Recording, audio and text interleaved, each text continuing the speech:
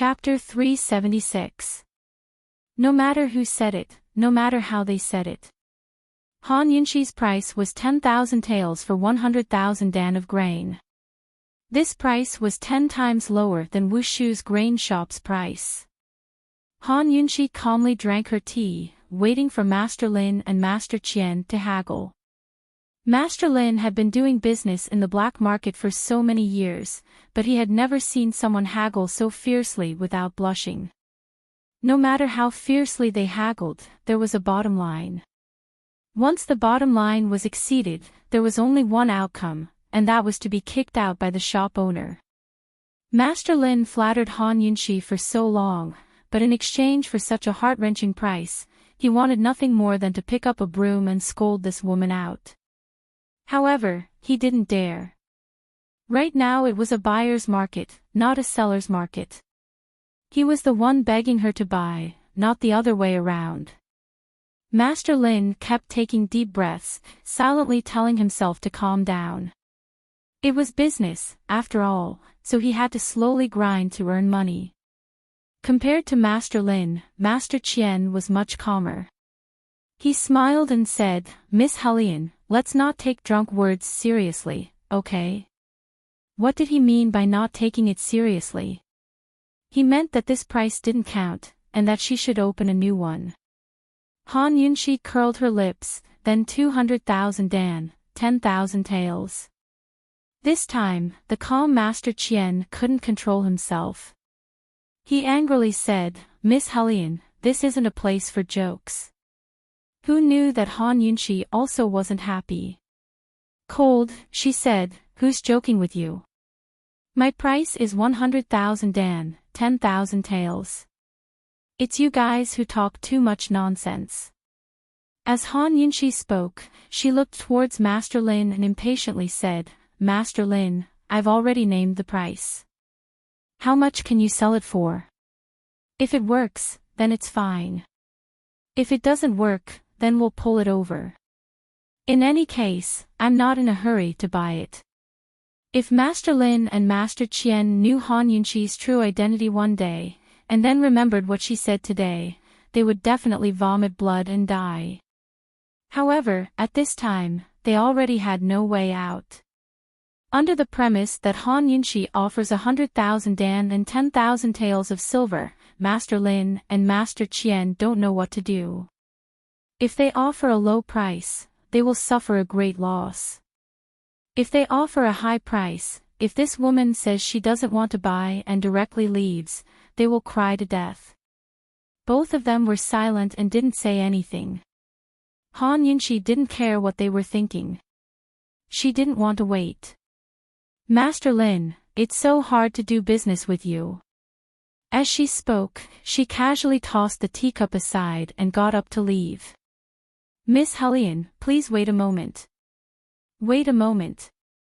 Master Qian hurriedly asked her to stay. "Miss Hellion, because there are old and new grains in the granary, we need time to discuss the price." This Master Qian was quite smart. He used the old grain as an excuse. Before Master Qian could say what they were going to discuss, Han Yunxi cut the matter short with one sentence. She said, "This young lady is naturally here to discuss the price of the new grain. As for the old grain in your storage, forget about it. Just pay according to the price of the new grain. In any case, I'm not a calculative person." Master Qian was so angry that smoke almost came out of his nostrils. This woman was simply too much of a bully. Too much. He'd never seen someone who took advantage of him and still pretended to be well-behaved. She offered such a low price and still spoke as if she was very generous and straightforward. Too shameless. Alright, this was also the first time Long Fei discovered that this woman had such a shameless side. However, he quite liked this kind of shamelessness. Master Lin had been silent for a long time. This time, even Master Qian didn't know how to continue the discussion with Han Yunxi. In the end, he said, "Miss Hellion, this one and Master Lin need to discuss before we can give you the final price.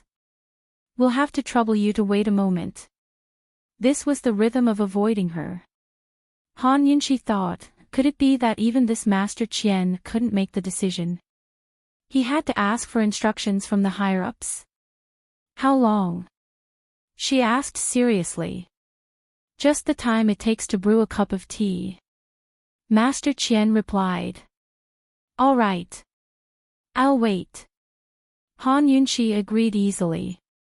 She glanced at Long Fei, but the two of them had a tacit understanding of what was on their minds. Unless the master of the higher-ups was in the Lin family's grain store, the time it took to brew a cup of tea was far from enough for Master Qian to ask for instructions. When they entered last night, Long Fei Ye's hidden guards had followed them in. They'd already searched the Lin family's grain store and were probably already investigating the channels through which the secret letter had been sent. Master Qian hadn't gone to ask for instructions from his master. He'd really gone to discuss the price with Master Lin. In other words, Master Qian's status wasn't low. He could decide the price on behalf of the master behind the scenes. If they started with Master Qian, it wouldn't be difficult to find evidence of the imperial uncle's corruption. While they waited, Han Yunqi deliberately changed the tea she brewed and poured a cup for Long Fei Yi. She said in a low voice, "Your Highness, please." Long Fei Yi accepted the teacup with both hands and replied professionally, "Thank you, Master." Han Yunqi almost laughed out loud. 3 lifetimes of fortune wasn't enough to describe her current feelings. Whether it was in the past or in the future, she was probably the only person in the world who would hear His Highness Duke of Qin call her Master.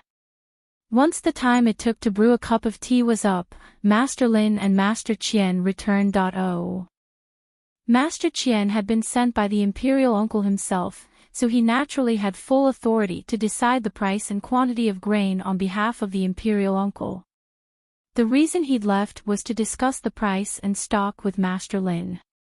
The amount of money that the imperial uncle's estate had to hand over to the Ministry of Revenue, as well as the interest they had borrowed from the black market loan sharks, amounted to a deficit of more than 1,500,000 taels as of tonight.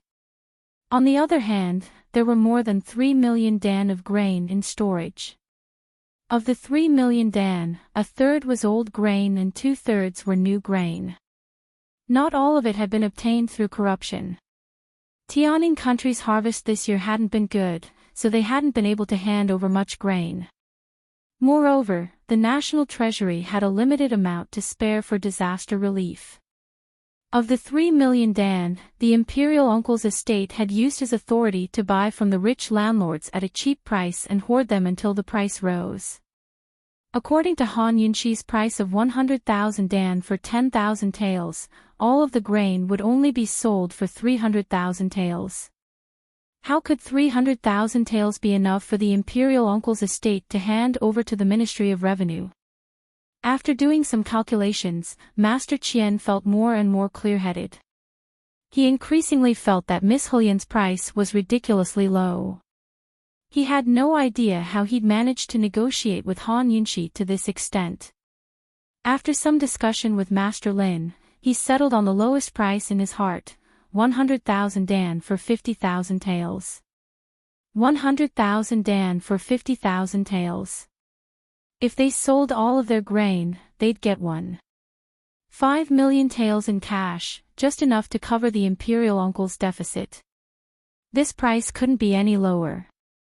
If it went any lower, there'd be no point in selling any more grain. Of course, Master Qian hoped that they could sell for a bit more and make a profit. The profit here referred to the surplus after the imperial uncle's deficit was filled. It wasn't a true profit. One had to know that such a large amount of grain would have to be sold for at least 3 million taels in order for the imperial uncle's estate to not make a loss. Setting aside the fact that the imperial uncle's estate had spent real money to buy the grain at a cheap price, even the embezzlement would cost a lot. The cost of personnel, transportation, storage, and so on were all considerable expenses. Some people had large businesses and appeared to be very wealthy, but they often couldn't fork out much cash. This was because the larger the business, the greater the intangible expenses. Of course, Master Qian definitely wouldn't ask for silver if the final price was a profit. He would only keep the grain and sell it when the price rose in the future. That way, he could make up for his losses as much as possible. When she saw that Master Lin and Master Qian had returned, Han Yunqi had an impatient look on her face. She asked, "Master Lin, can you name a price now?" Master Lin didn't even have time to sit down. "Miss Hellion, the price you named is truly too low. We'll lose a lot of money." "If you're losing a lot of money, then don't sell it. We can't let you lose money." Han Yunqi spoke so kindly. Master Lin and Master Qian were secretly complaining in their hearts. Master Lin didn't know how to explain to Han Yunqi why they had to sell the grain. He avoided the topic and sighed. "Miss Hellion, 100,000 Dan for 70,000 taels is already a low price. We have more than 2 million Dan of grain in our storehouse. At this time, you won't be able to find that much grain anywhere." Master Lin said, then added, "Of course, the price isn't that low." As soon as he said this, Han Yunqi knew that 70,000 taels wasn't the other party's bottom line. Because Long Feiyi had investigated the imperial uncle's deficit before, they had a rough estimate. If 70,000 taels was 100,000 Dan, then 2 million Dan was more or less the imperial uncle's deficit. This group of people would definitely leave some room for negotiation. They wouldn't go so far as to say that they were dead set. Thus, Han Yunqi guessed that the other party's stockpile wasn't just 2 million Dan. She and Long Feiyi hadn't come here to save money, but for the grain and evidence. Their first goal was to empty out the imperial uncle's stockpile of grain. No merchant could be made without treachery. However, no matter how treacherous a merchant was, they still had a moral bottom line. So many people had starved to death during this famine, yet the imperial uncle's residence still had such a large stockpile of grain. Not a single grain had leaked out. What was the difference between this and murder?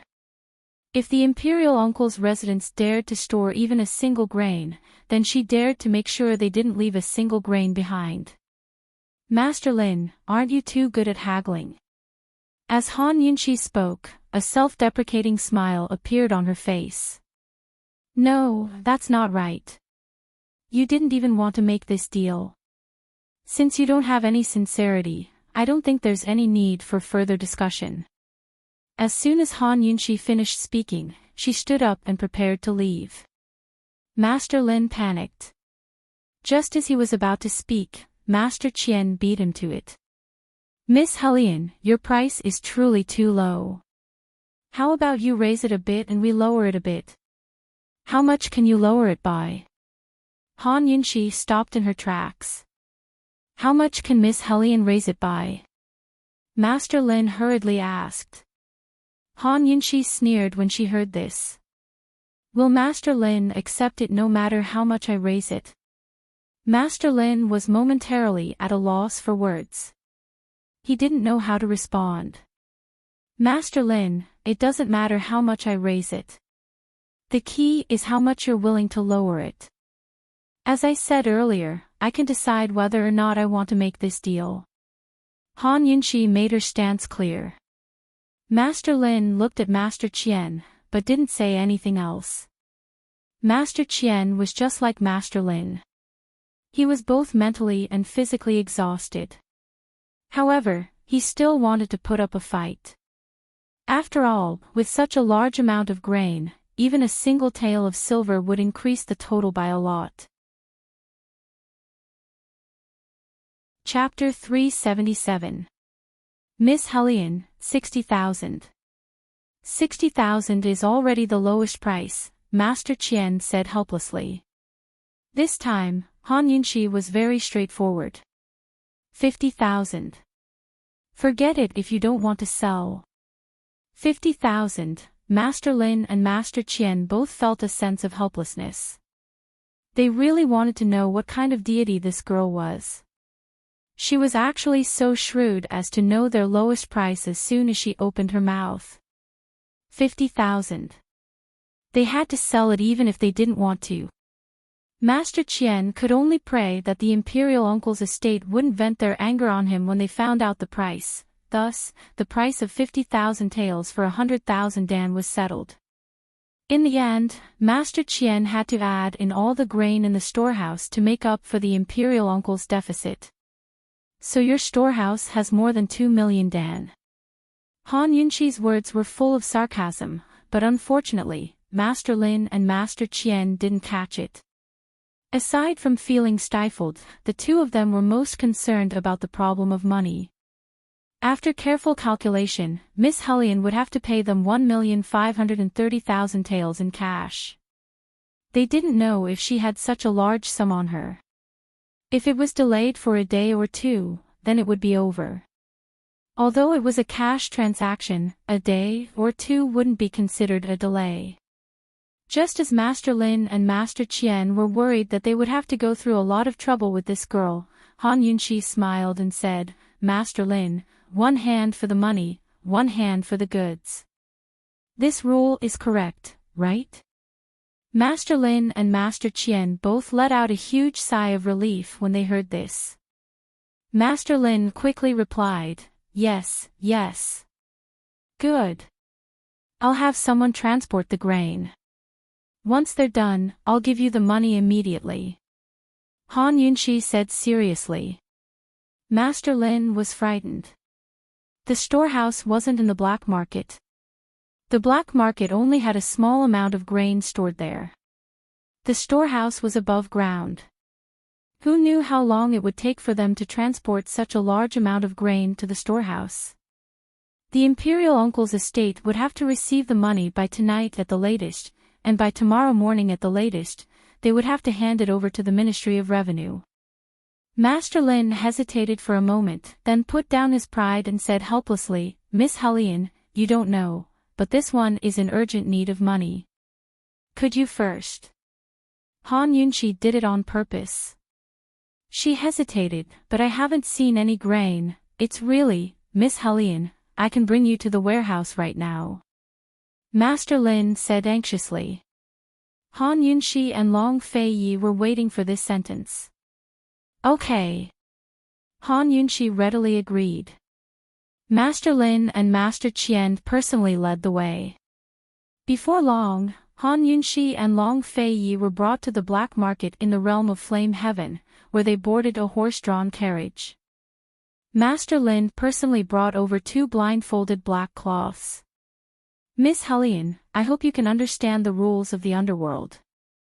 In the black market, no one cared about the source or destination. Master Lin brought Han Yunqi and the others to the warehouse. According to the rules, he did have the right to blindfold them. Han Yunqi was very generous. Just as she was about to raise her head and let Master Lin cover her eyes, Long Fei Yi took the black cloth from Master Lin's hand and personally covered Han Yunqi's eyes. Master Lin didn't dare to say a word at the sight of Long Fei Yi's deep, cold eyes. After Long Fei Yi covered his own eyes, Master Lin went to sit on one side without a word. Han Yunqi and Long Fei Yi really couldn't see a thing with their eyes covered, but Long Fei Yi's guards followed them the entire way. After taking a detour, they finally arrived at their destination. By the time Han Yunqi and Long Fei Yi got off the carriage and took off their blindfolds, they discovered that they were in a forest on the outskirts of the capital city. Han Yunqi assumed that the imperial uncle's granary would be far from the capital, but never expected him to be so bold as to store his stolen grain near the capital. It was probably a form of mockery to Emperor Tianhui. Actually, the imperial uncle's estate used to have granaries in many counties and prefectures. But for the sake of secrecy and management, they'd gathered all the grain in one place.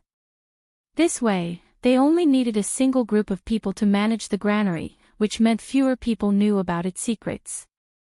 The granary was built like a manor, so anyone who didn't know better would assume it was some rich family's courtyard in the suburbs. "The two of you, please come inside." Master Lin was very polite, but he was desperate for money. Han Yunxi and Long Feiyi walked inside and saw that every room was filled to the brim with grain. All of the bags were identical and had no markings on them. In other words, they couldn't find any evidence of where the grain had come from. The two of them walked around the entire manor and did a rough count. There wasn't much difference in the amount of grain. Miss Hellion, you've seen the goods. Should we? Master Lin trailed off. Han Yunxi understood and said coldly, give us half of the money in cash and the other half after the grain has been transported away. As soon as she finished speaking, the money bags behind her took out their money. Han Yunxi didn't see Long Feiyi take out his money, or else she would be smitten again. Long Feiyi elegantly took out a banknote worth more than 700,000 taels from his sleeve and handed it directly to Master Lin. Master Lin looked at Master Qian and didn't know whether to take it or not. Master Qian was also hesitant. This woman's request wasn't excessive.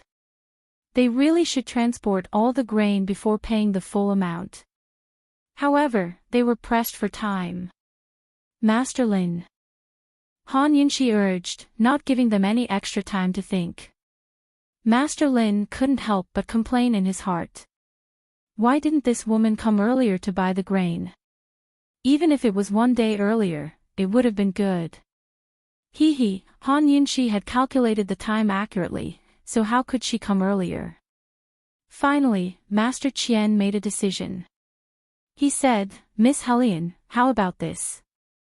I'll immediately find someone to transport the grain out.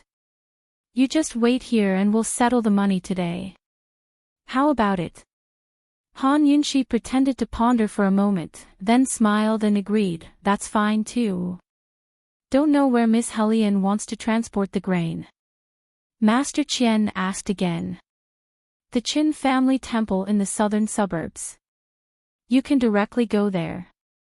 There will be people there to receive you. Han Yunxi and the others had come prepared. This location was precisely the only way to go to the disaster area. This batch of grain was definitely going to be sent to the disaster area. After all the negotiations were completed, Master Qian and Master Lin finally felt relieved. Master Qian also had time to seriously look at the banknote Long Feiyi gave him. The banknote naturally couldn't be fake. Master Qian looked at the origin of the banknote. He didn't expect that this banknote really came from the Northernly Countries Bank. Because of this, he felt even more relieved. Master Qian led Han Yunxi and the others to sit in the guest hall while calling out a group of professional porters and caravans to transport the grain. In order to fight for time, Master Qian called out almost the entire caravan of porters. Long Feiyi and Han Yunxi sat in the living room and just happened to be able to see the porters going in and out. Han Yunxi was secretly happy. These porters and caravan drivers were undoubtedly the best witnesses. This transaction was really worth it. Until the middle of the night, they finally transported all the grain to the location designated by Han Yunxi. Long Feiyi gave the second banknote. It was still a banknote from the Northernly Countries Bank and could be directly withdrawn. After confirming that there was no mistake, Master Qian immediately sent his trusted subordinate to send the banknote to the imperial capital. After rushing for 10,000 miles, they finally made it. Master Qian didn't leave with Han Yunxi and the others. He said goodbye at the entrance of the granary. After all, he couldn't be exposed again. After sending Han Yunxi and Long Feiyi back to the black market, Master Lin smiled and said, Miss Hellion, I hope we can cooperate again next time. Definitely. Han Yunxi replied with a grin. She was in a very good mood. Master Lin was planning to earn back all the silver he'd lost from this woman next time. How could he know that there wouldn't be a next time? Just like that, the business deal ended happily. When they returned to the Wu clan's grain store, Han Yunxi couldn't help but laugh out loud. She reached out a hand towards Long Feiyi. Your Highness, give me a reward. They'd agreed that if she did the job well, she'd get a reward.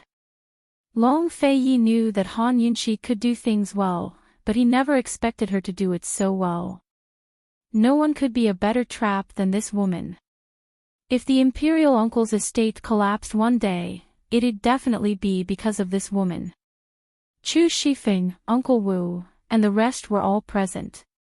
After learning of the situation, they couldn't help but prostrate themselves in admiration towards Han Yunxi. Of course, right now they were even more curious about what His Highness Duke of Qin would bestow upon esteemed Wang Fei. Long Fei-yi stared at Han Yunxi in silence. "Your Highness, you can't act shamelessly," Han Yunxi exclaimed, her good mood written all over her face. Finally, Long Fei-yi spoke up. "Your lordship will give you anything you want." Han Yunxi gave a start before she asked timidly, "Your Highness, what are you saying?" It wasn't that she didn't hear him clearly, but she couldn't react. "Your lordship will give you anything you want," Long Fei-yi repeated. His tone was flat, but it was filled with undeniable determination. A word spoken cannot be taken back even with 4 horses. Finally, a smile spread across Han Yunxi's face. What other reward could be more tempting than this? He'd give her anything she wanted. "Long Fei-yi, do you know that's equivalent to a promise?" "Your Highness, aren't you afraid that Qinxie will?" Han Yunxi trailed off. "What?" Long Fei-yi asked indifferently. "Aren't you afraid that Qinxie will take all of you?" Han Yunxi was quite serious. Unexpectedly, Long Fei-yi lifted her chin domineeringly and said generously, "You really want all of it?" Han Yunxi felt a little guilty at his question.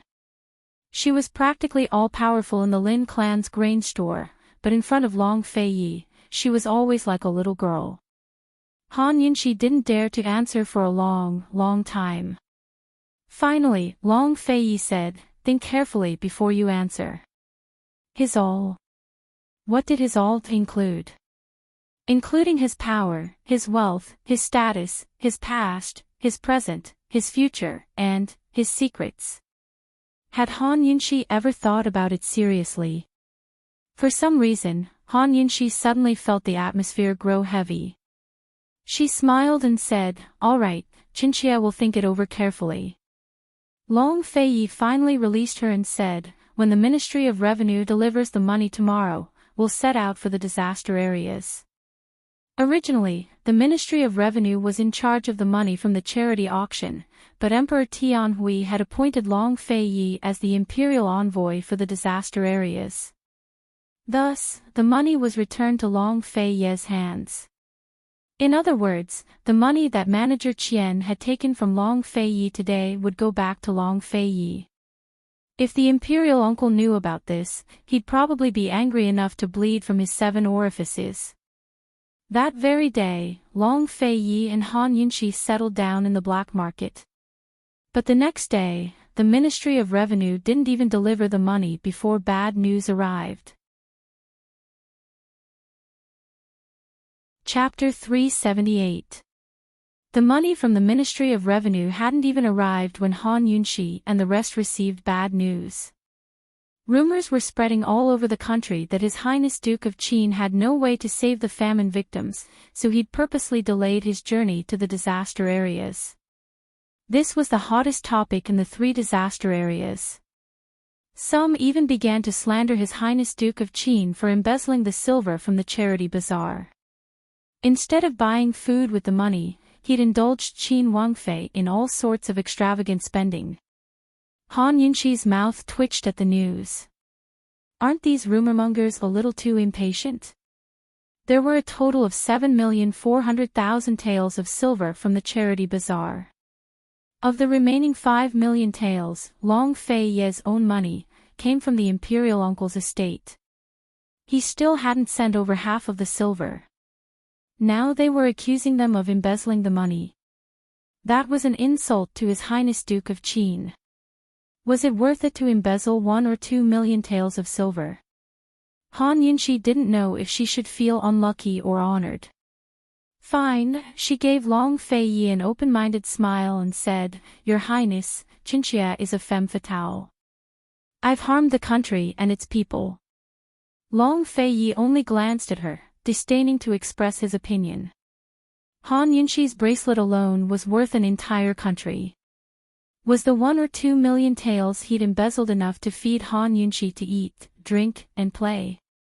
Clearly, the people who'd framed him had underestimated his wealth. Although he'd gone to the black markets instead of the disaster areas, he'd sent people to spread false news and fake his whereabouts for Emperor Tianhui to see. Only Emperor Tianhui or the imperial uncle could spread rumors throughout the country in such a short time. Your Highness, isn't that little bit of silver a joke? Who'd believe that?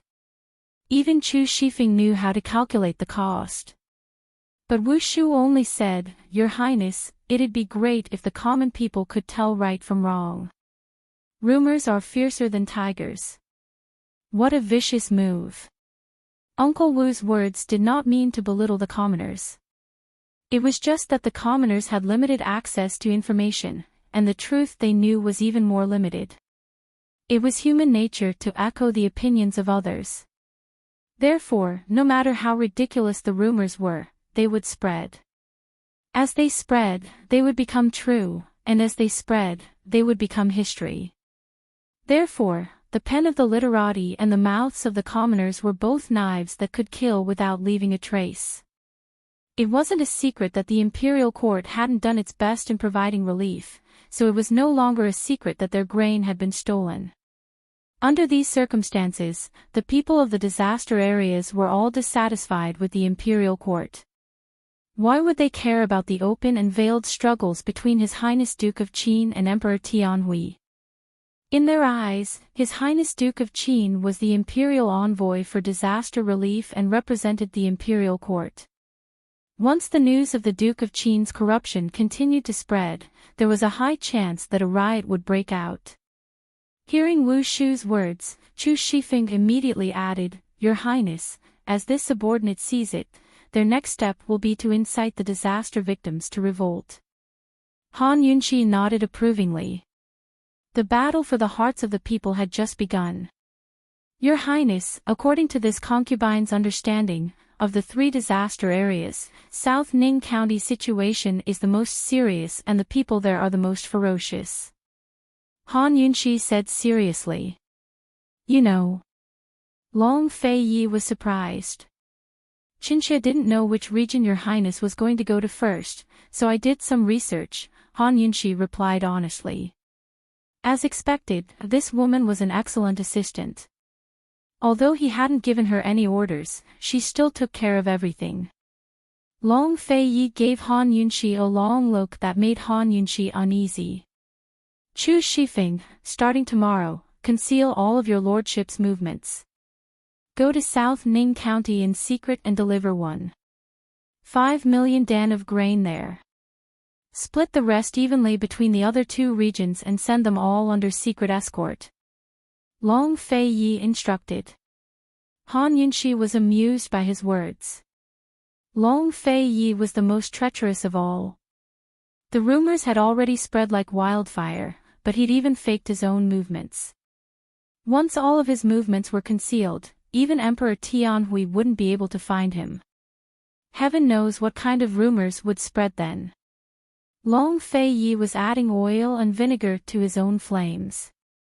Without a doubt, he'd draw the attention of the entire nation's citizens onto himself.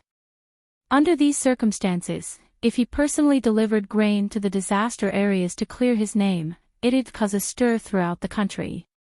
Long Fei was an expert at creating momentum, but this time he'd borrowed the momentum of Emperor Tianhui's efforts to create even more momentum for himself. This subordinate understands. This subordinate will do it right away. Chu Shifeng left excitedly. He really couldn't wait to see His Highness Duke of Qin personally deliver grain to the disaster areas. Just the thought of it was enough to make one excited. Still, Long Fei and Han Yunxi were completely unperturbed. Long Fei personally poured tea for Han Yunxi. Husband and wife didn't speak, but enjoyed the tea in tacit understanding. Wu Shu watched from the sidelines and couldn't help but sigh with emotion. These two masters are more two-faced than the other. It's best not to oppose this couple, or else you'll be played to death before you know it.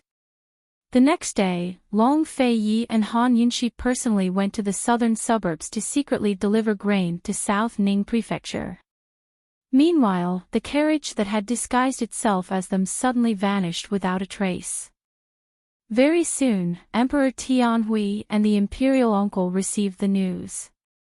Your Majesty, His Highness Duke of Qin and esteemed Wang Fei suddenly vanished early this morning. The carriage was abandoned by the side of the road, along with their servants, the scout reported.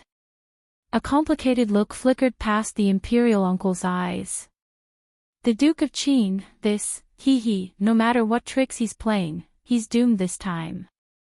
The disaster victims want grain, not their lives. No matter what the Duke of Qin is playing, it's useless. Emperor Tianhui laughed coldly. It wasn't that Emperor Tianhui was being arrogant, but he was certain that Long Fei Yi didn't have enough grain to send to the disaster victims, nor did he have a way to transfer grain. Even Long Fei Ye's Jiangnan estate was running low on grain, while the rest of Tianning's grain reserves had either been used up or bought up by grain merchants long ago. This time, no matter how skilled Long Fei Yi was or how much silver he had, he wouldn't be able to conjure up such a huge amount of grain. Your Majesty, this official is only curious as to why the Duke of Qin would disappear at a time like this. The imperial uncle was cautious to begin with, but after handing over the silver yesterday, he grew even more cautious. He had a feeling that the Duke of Qin wouldn't be so easy to deal with this time. Someone come, spread the news. Emperor Tianhui wasn't worried at all. He was already displeased that the rumors of the Duke of Qin's embezzlement hadn't spread far and wide.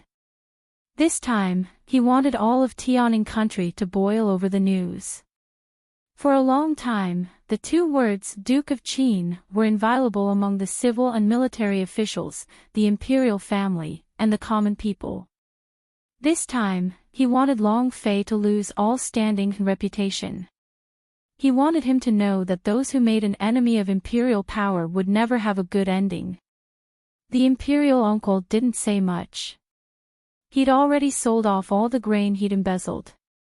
Although it was a loss, it wasn't necessarily a bad thing to clear it out at a time like this. If Long Fei Yi had gone missing to investigate the embezzled grain, then he'd be able to escape unscathed. Long Tianma sat on one side without a word. Brother-in-law, it's been a while since you've had a drink with Zhen. Emperor Tianhui had to be in a good mood to address the imperial uncle as such. Besides Long Fei Yi, he was also happy about Chu Qingge. The Western Zhou Emperor and Western Zhou's Chu clan had already set a wedding date for him. Half a year later, Chu Qingge would arrive for a political marriage. He'd also agreed to make her a noble consort, one rank lower than the empress. For one thing, Chu Qingge was the woman he'd taken a fancy to.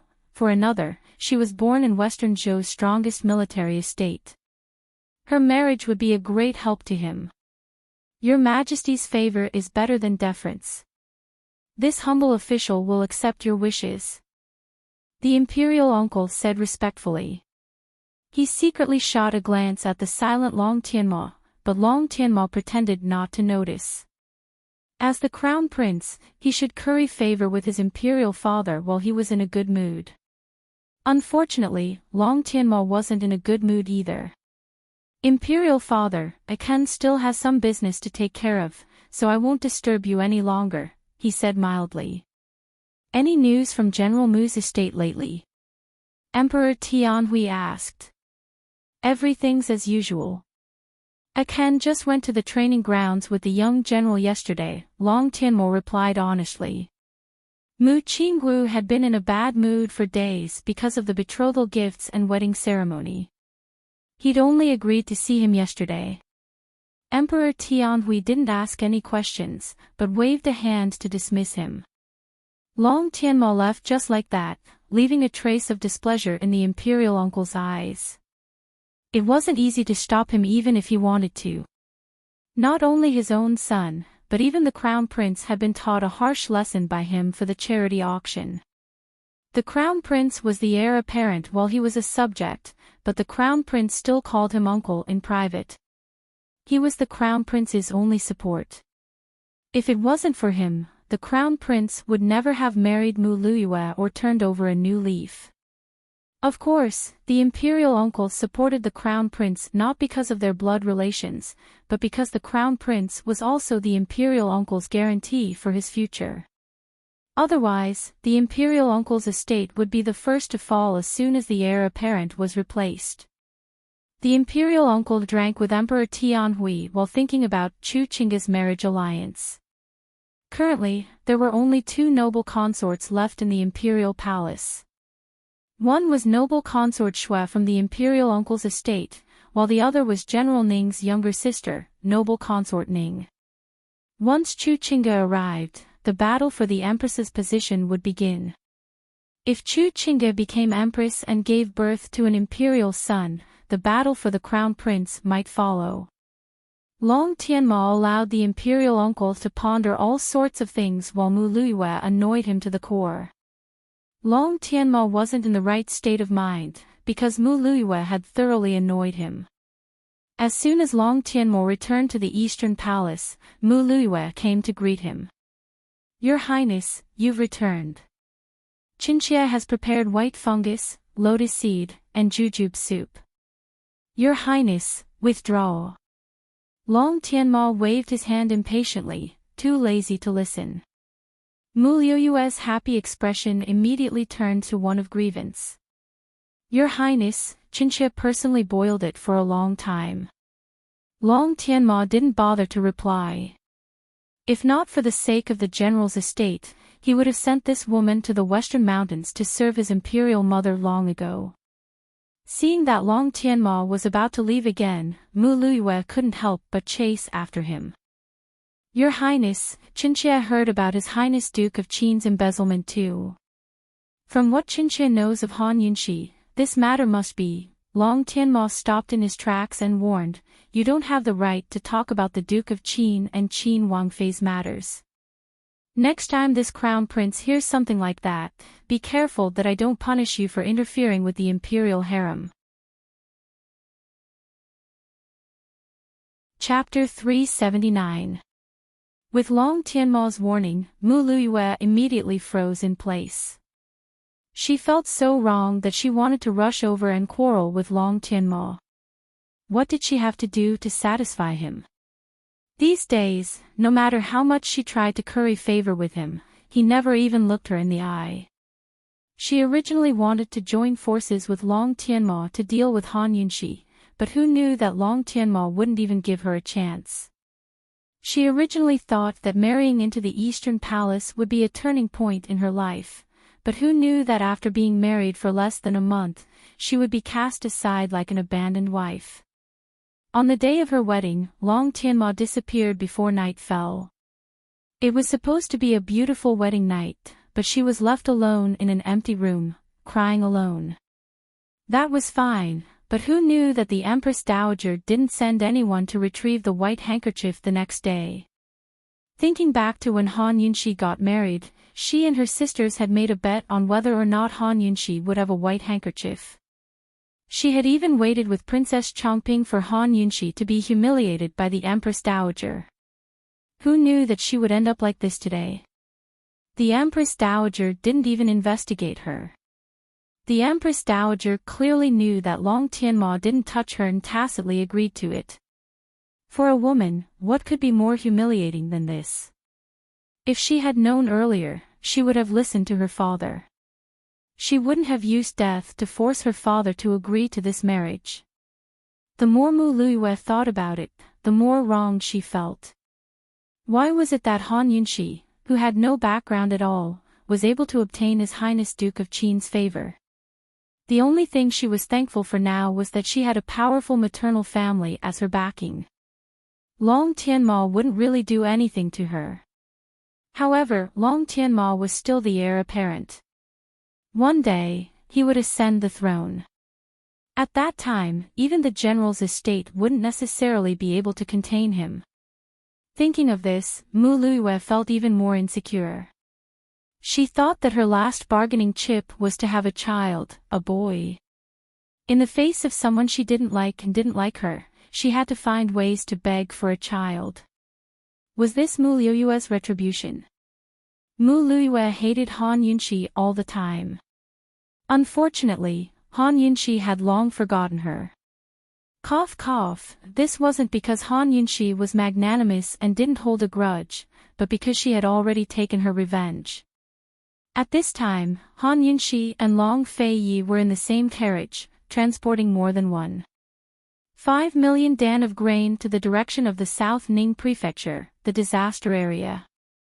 The hidden guard brought over the banknotes that the Ministry of Revenue had sent to the Duke of Qin's manor.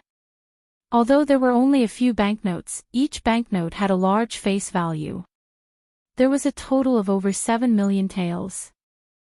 Long Feiyi was reading the secret letter from the Yu Pavilion and didn't even look at the banknotes.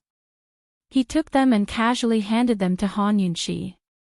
"Your Highness, Qinxia shouldn't be a femme fatale," Han Yunxi said jokingly. Long Feiyi was focused on the secret letter and casually said, "This prince can afford to be a femme fatale." Han Yunxi looked at his cold side profile and felt that there was no man more handsome than this guy in the world. Since he had already said so, why should she refuse? She pretended to be serious and said seriously, "Then Qinxia is relieved." Han Yunxi took the banknotes and secretly handed them to the little hidden guard called Su Donglin the next day, secretly giving him some instructions. Although the accompanying hidden guards all took orders from Han Yunxi only interacted with this little hidden guard, Su Donglin. Needless to say, this Su Donglin was very reliable despite his young age. Han Yunxi wondered if it was time for her to raise some personal guards of her own. It would be best if they were hidden guards who knew how to use poison. Of course, this matter would have to be carefully considered after the disaster relief. They traveled all the way to the disaster area. In order to rush for time, they hurried every night and didn't stay in an inn. The carriage was very large and had a warm bed to lie on. Long Feiyi and Han Yunxi each lay on one side with a short table in between. During the day, Long Feiyi was either reading secret letters or reading books. Han Yunxi would occasionally ask him about something, and Long Feiyi would answer, but he was still focused on the secret letters and books when he answered. Seeing this, Han Yunxi didn't disturb him anymore. When she was bored, she would close her eyes and let her mind wander through the detox system. Fortunately, she'd brought everything with her this time. She'd prepared a set of all the poisons that Bailey Mingxiang had taken and spent her free time thinking of ways to neutralize them.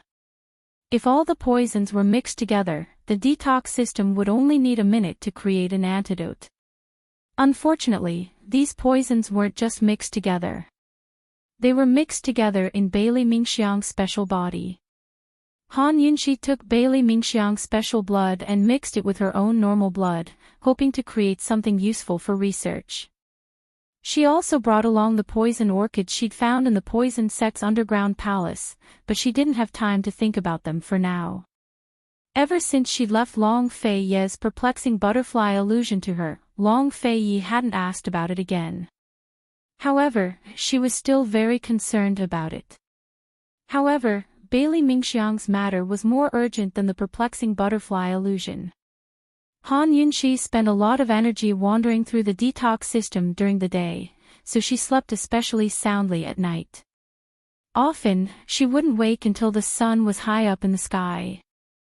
When she woke up, she'd always find a thin blanket covering her. She was already used to it, so her first reaction was to turn to look at Long Feiyi. She'd always see his serious profile as he read the scrolls. Sometimes, Han Yunxi would wonder if she'd feel uncomfortable if she didn't see that familiar face when she woke up one day. Today, Han Yunxi woke up very late again. She turned back out of habit and asked, "Your Highness, what are you reading?" "A history book," Long Feiyi replied indifferently. Let Chinchilla have a look if you're done. Chinchilla is quite bored, Han Yunshi said lazily. Long Fei only made a sound in response without raising his head. He really didn't like to be disturbed when he was reading scrolls. To be more precise, he didn't like to be disturbed no matter what he was doing. Han Yunshi didn't ask any more questions. She got off the carriage to wash up and eat. At this time, Long Fei changed the Annals of the Seven Noble Families in his hands to General History of Cloud Realm. Along the way, apart from paying attention to the U Pavilion, Long Fei had been reading the Annals of the Seven Noble Families. He looked through historical materials while sending people to investigate. It seemed like he wanted to find the orphans of the Seven Noble Families. Meanwhile, Tang Li didn't see the black-robed man at the U Pavilion. Long Fei was increasingly puzzled by the identity of the black-robed man. For this reason, he specially sent people to investigate the Mu family in Medicine City and also sent people to find Gu. As for why he wanted to investigate the Mu family in Gu, only he knew. Han Yunshi soon returned with news from one of her guards. Your Highness, I heard that Western Zhou's Chu clan has prepared 10,000 Fergana colts for Chu Chinga's dowry. Both Western Zhou and Northern Li were rich in warhorses. Their cavalry was their trump card. Western Zhou's warhorses were Fergana horses. They had thin heads and high necks, long limbs, and light steps. They were known for their speed and endurance. Northern Li's warhorses were Mongol horses. They didn't fear the cold and had strong vitality. Moreover, they weren't startled on the battlefield and were incomparably fierce. In terms of overall battle strength, they were superior to Fergana horses. As for Tianning, they didn't have their own warhorses, so their cavalry wasn't strong. They were restricted by Western Zhou. It had to be said that 10,000 Fergana colts was a generous dowry. Even Long Fei was surprised by the amount. What are Western Zhou's Chu clan planning? He asked. Han Yunshi didn't know much about Western Zhou's Chu clan, but she was clear that Chu Chinga didn't want to marry Emperor Tianhui. While she looked forward to Chu Chinga's marriage alliance, she was also worried about the powerful connections behind the marriage alliance. Your Highness, could it be that Western Zhou's Chu clan and Western Zhou's imperial clan? Han Yunshi didn't finish, but Long Fei understood. Western Zhou's Chu clan was one of the most powerful clans in Western Zhou.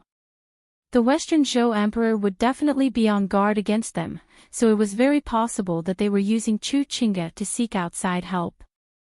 To put it bluntly, if Chu Chinga could become Tianning's empress, then no one in Western Zhou would be able to touch the Chu clan. Emperor Tianhui will be overjoyed. Han Yunshi said faintly. She even regretted pushing Chu Chinga into Emperor Tianhui's arms.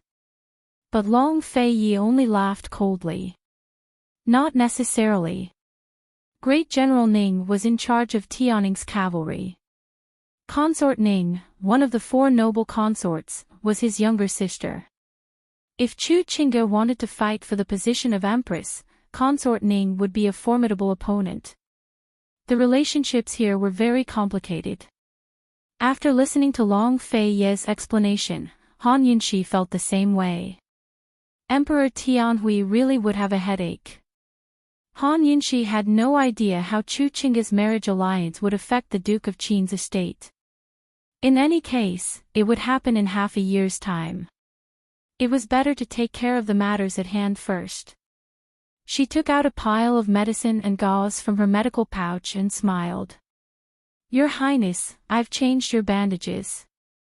Long Fei's body had always been strong. With her meticulous care, the wound near his heart had healed very well. He no longer needed her to attend to his daily needs. Although Long Fei had said that she'd be waiting on him in the future, the two of them had tacitly agreed to treat it as a joke. Long Fei took off his robes while Han Yunshi sat by his side. She carefully used a pair of tweezers to remove the medicine from his wound, washed it clean with medicine, and rebandaged it. Is it completely healed? Long Fei asked mildly. Han Yunshi replied offhandedly without sparing him a glance. How long will it take for it to heal completely? Long Fei asked next. But Han Yunshi didn't look at him, much less answer him. Long Fei didn't like to be disturbed when he was reading his scrolls. Han Yunshi didn't like to be disturbed when she was changing his bandages either. She kept her head and eyes lowered in concentration. Was there a second person in the world who could ignore Long Fei like this? After changing his bandages a few times, Long Fei had already gotten used to it. He didn't ask any more questions, but stared at Han Yunshi to size her up. He looked at her delicate brows, her high nose, and her tender red lips as if he was examining a treasure in his heart. Of course, when Han Yunshi was done and looked up, Long Fei avoided her gaze. They traveled like this for more than half a month. During this time, news of the Duke of Qin's embezzlement had spread to northern Li and western Zhou. Almost everyone thought that His Highness had absconded with the money. On this day, the carriages stopped at the northern outskirts of South Ning County. Long Fei and Han Yunshi switched carriages empty-handed and slowly drove into South Ning County. Note to the reader, Little Poison Concubine Group 1 is full. For new students, please add Group 2427780676. Chapter 380. South Ning Prefecture was the largest prefecture in the central region of Tianing Country, and one of the areas hit hardest by the famine. If this was any other time, they'd be able to sense the liveliness and prosperity of South Ning Prefecture from the outskirts. Now, however, the place was filled with a deathly stillness. Han Yunshi and Long Fei saw nothing but desolation on their way. The soil along the way was so dry that it was cracked. Not a single blade of grass grew, much less grain. The villages they passed by were filled with a deathly stillness, as if they were shrouded in the aura of death. They didn't want to stay a moment longer than they wanted to escape. Generally speaking, most of the places affected by the famine were villages. Those who couldn't afford to buy grain were mostly peasants at the bottom of the food chain. They were usually self-sufficient and rarely had the extra money to buy other kinds of food. If the harvest wasn't good, they wouldn't even have enough grain to pay the landlords for rent, much less keep it for themselves. In the past, it was common to see hordes of famine victims roaming the mountains in search of wild herbs to allay their hunger. It was even more common to see them fight over a single stalk of wild herb. But this time, Han Yunshi and Long Fei didn't see many famine victims. Occasionally, they'd see a few hungry old people huddled up in front of their houses. South Ning Prefecture was a large prefecture, so the population in the outskirts far exceeded the population in the cities. From what they knew, there hadn't been any mass migration of famine victims because the other prefectures and counties had strictly controlled the area to prevent riots. They didn't allow refugees to enter as they pleased. So why hadn't they seen any famine victims? Were they all hiding in their houses? With these doubts in mind, Han Yunshi and Long Fei's carriage slowly entered the heart of South Ning Prefecture, South Ning City. A town was a town, where the rich and powerful resided. Even if it looked bleak and desolate, at least order was maintained. Behind the vermilion gates, meat and wine went to waste, while on the roads, bones froze to death. The rich and powerful would never lack for rations. The carriage slowly moved forward.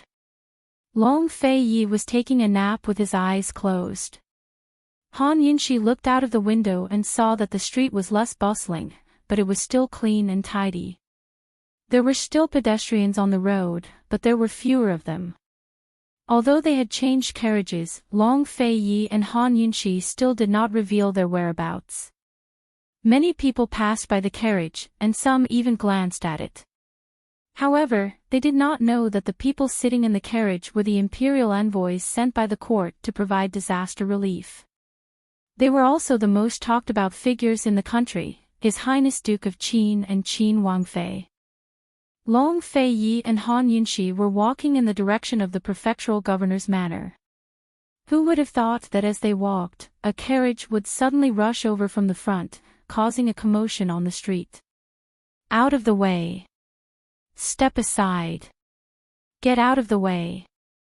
I won't compensate you if you bump into me. Get out of my way. The coachman was a young lad. He waved his whip and shouted arrogantly. The pedestrians on both sides of the street dodged. Many people couldn't dodge in time and fell to the side of the road. Han Yunxi had already poked her head out of the window to watch. She saw that it was a two-horse carriage with four wheels coming towards them. The carriage was luxuriously decorated. The curtains were made of pure silk and the four corners were decorated with golden tassels. She couldn't see the insignia on the carriage, but from the outside, she could tell that the people in the carriage were either rich or noble. Han Yunxi's carriage slowly moved in the middle of the road without any signs of moving out of the way. The carriage in front of them grew closer and closer, but it didn't seem to have any intention of stopping. It had to be known that the other party was traveling at such a fast speed. If they bumped into them head-on, it would definitely cause a large impact. A car accident was unavoidable, and the consequences could be very serious. This was the first time Han Yunxi had encountered this kind of situation. Needless to say, she was still a bit panicked when she saw the carriage fly towards them as if it couldn't stop. However, when she turned her head to look at Long Fei-yi inside the carriage, her anxious heart immediately calmed down. She saw Long Fei-yi leaning lazily in the carriage with his eyes closed, pretending to be asleep. He didn't take the emergency situation outside seriously at all. After following Long Fei-yi for so long, Han Yunxi had gradually learned a skill. That was, if this man didn't take it seriously, she didn't have to worry about it. Thus, she returned to the carriage and continued to laze around. Long Fei-yi's carriage didn't move, and the carriage in front of them didn't stop either. The distance between the two sides was less than 20 meters, and the surroundings were quickly filled with onlookers. The young coachman of the other side naturally noticed this situation. He drove the carriage at a high speed while asking, "Master, there's a carriage blocking the way. Don't move." An arrogant voice came from inside the carriage, "Dare to block this old man's way? Are you looking for death? Charge over for this young master and see if he'll move." "Yes. This little one understands." This coachman couldn't wait for something to happen. He became excited and crazily waved his whip as he sped up. This kind of speed, no matter who it was, they would be scared. He originally thought that the other side's carriage would move aside, but who knew that not only did the other side not move aside, they didn't even put them in their eyes.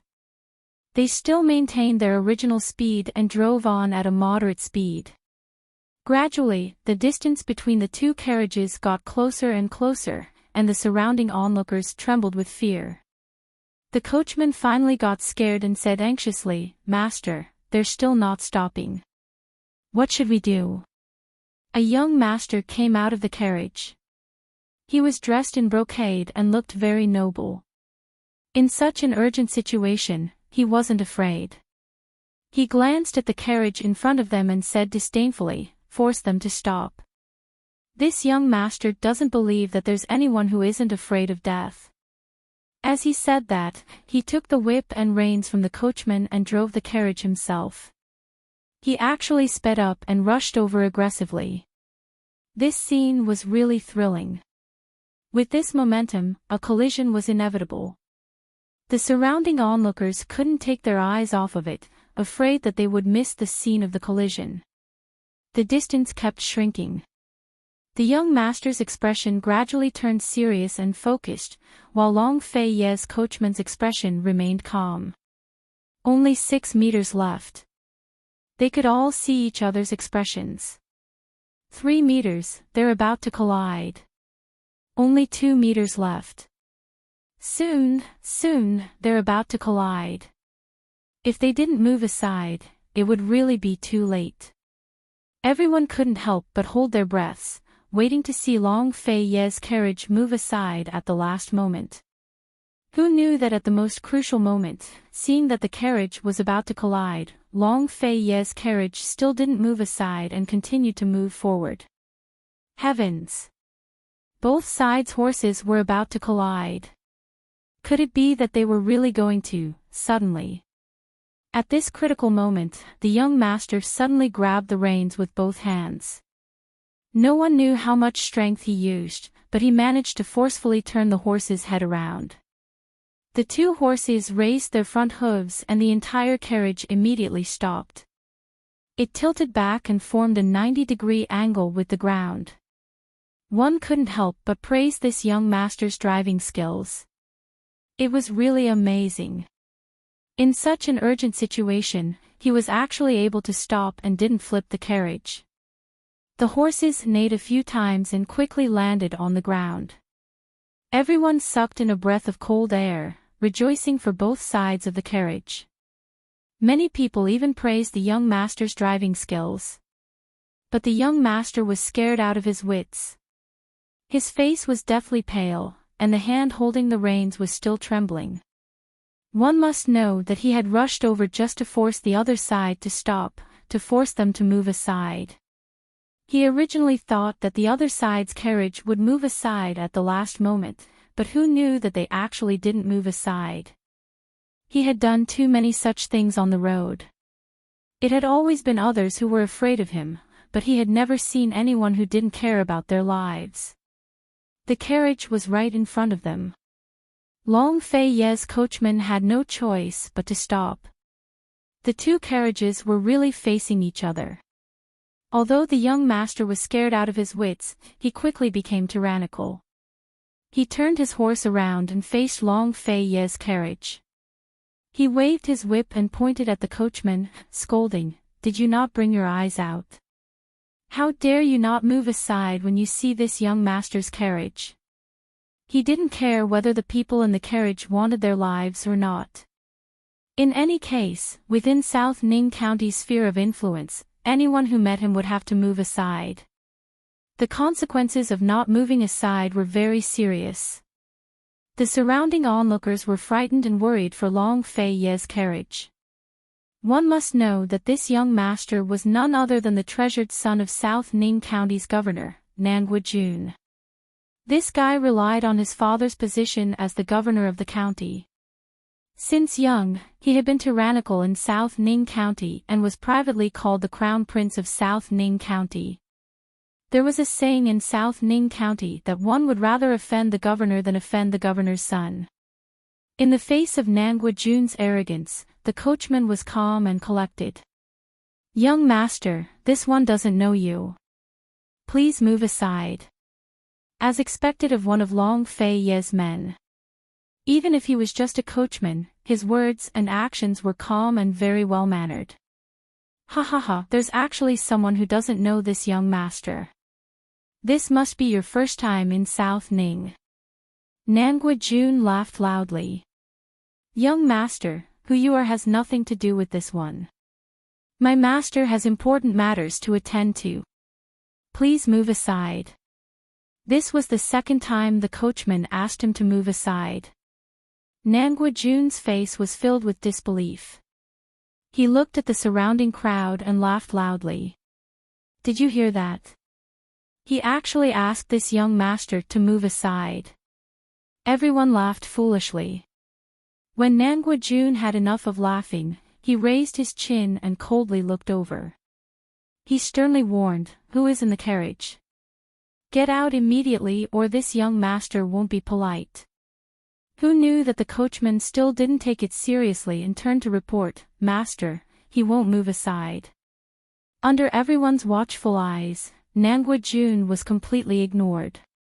He was about to flip out when a low and cold voice suddenly came from the carriage and said two words, "Push aside." Push aside. What did that mean? Nangua Jun and the others didn't understand.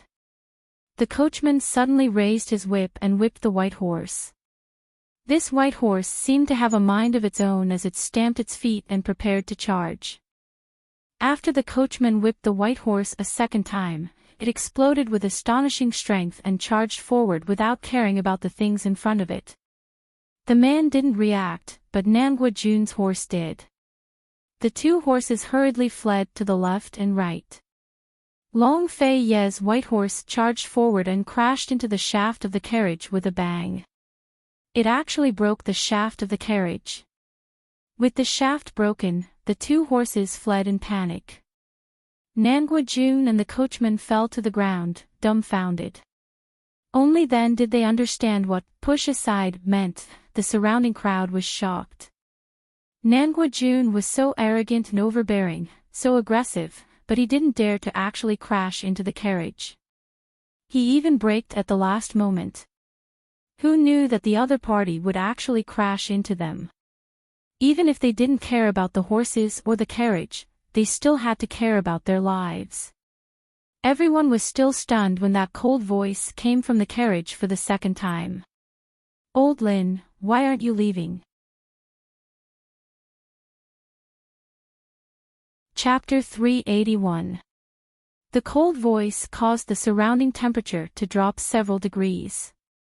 Even though they didn't see the owner of the voice, everyone couldn't help but feel afraid. They all timidly stared at the tightly closed curtains. The coachman, Old Lin, replied, "Not completely. Please forgive me, master." "Continue." Long Fei Yi lazily leaned back in the carriage with one hand supporting his head. His eyes were still closed, and he didn't care about what was happening outside at all. Han Yunqi also lazily leaned back, her gaze never leaving Long Fei Yi's silent and cold face. She had a smile on her face the entire time. She realized that she really didn't like the wrong person. This kind of man was too domineering. "Continue to crash." Hearing this, Nangua Jun jumped up from the ground in fright. The coachman followed closely behind. The master and servant didn't even think about it and dodged to the side. One had to know that there was nothing in front of them to block.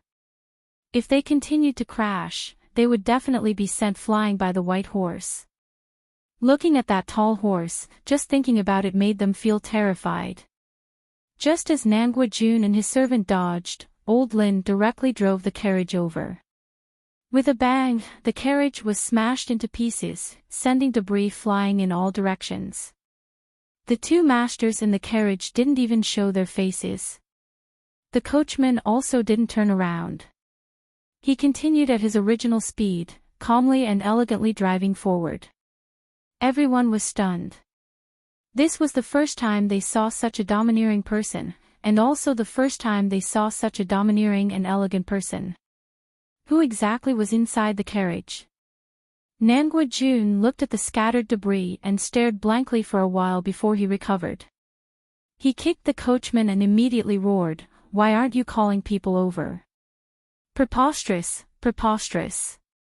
This was the center of the entire South Ning Prefecture. Dispatching people was a matter of minutes.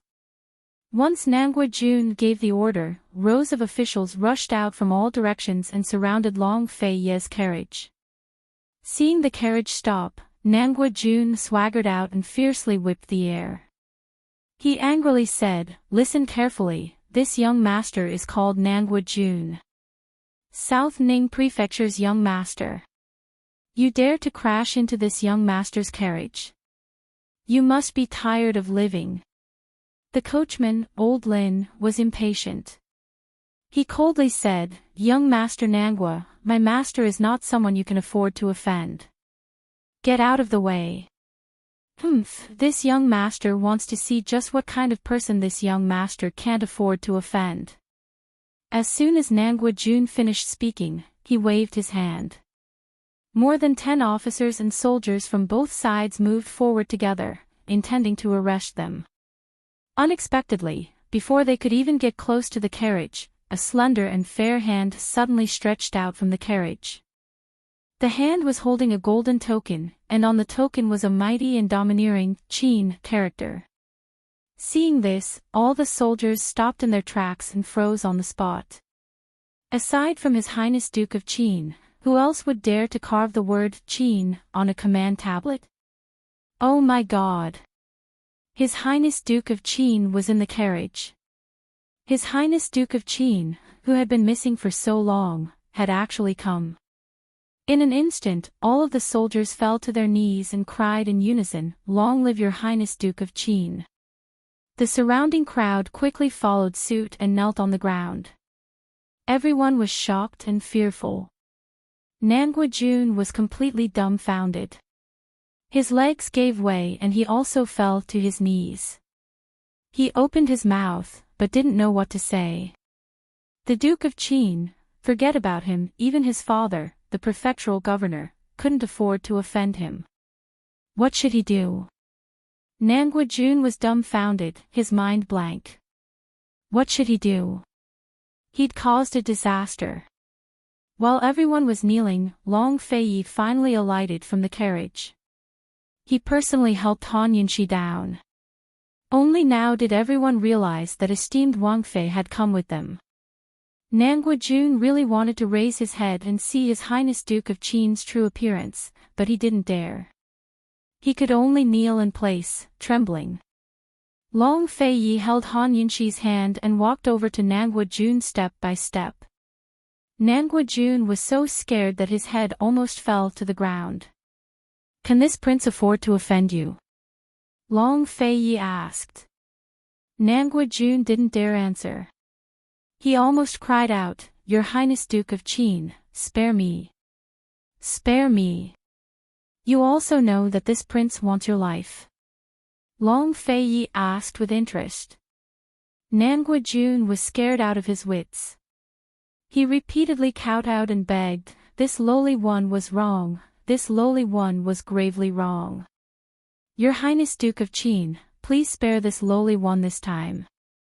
This lowly one truly knows his wrongs." Han Yunxi looked on Nangua coldly. She hated people with no ambition like this the most. People could be arrogant, but they definitely couldn't lack ambition. Although people like this were loathsome, Han Yunxi still couldn't understand. With Long Feiyi's personality, he wouldn't waste time on people like this. What was he planning to do? Han Yunxi soon had an answer.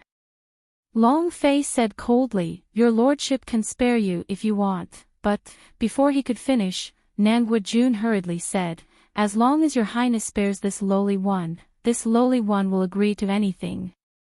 Before the sun sets, give everyone in the city 2 jin of grain," Long Feiyi said.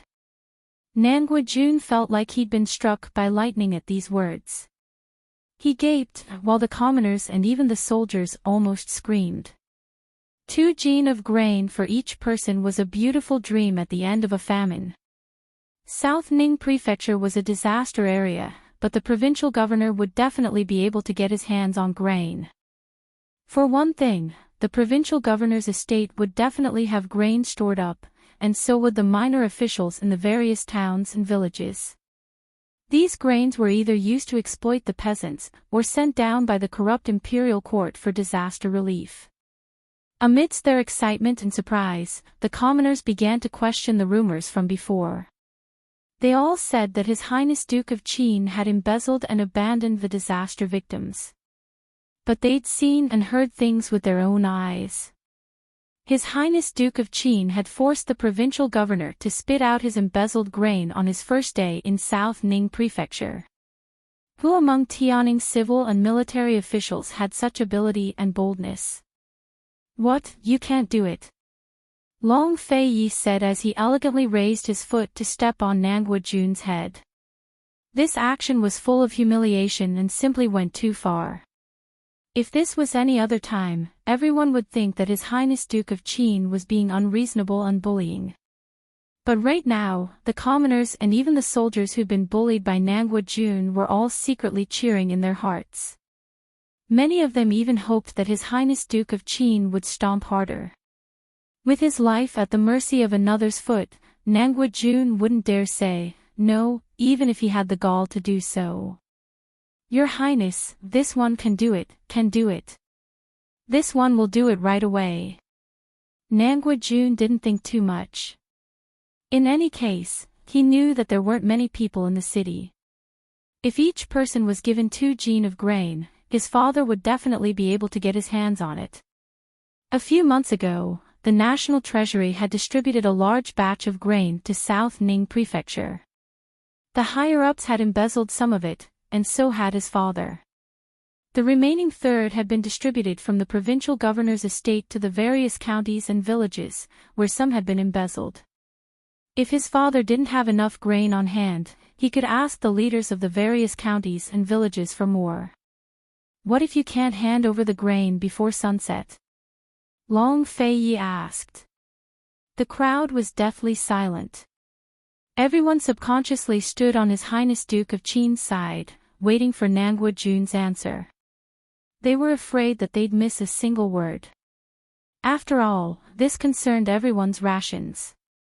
If I can't do it, Your Highness can punish me however you want.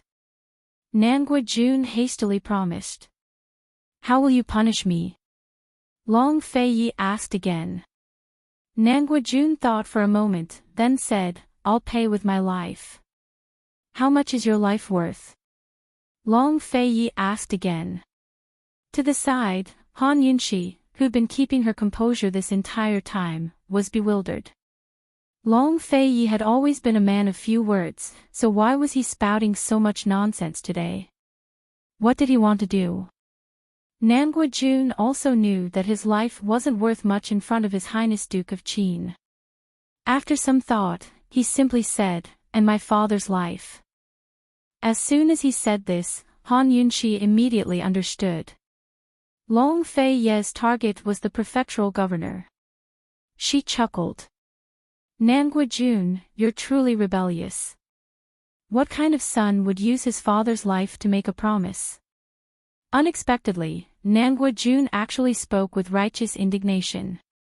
To reply esteemed Wang Fei, it's the father's fault for not teaching his son well.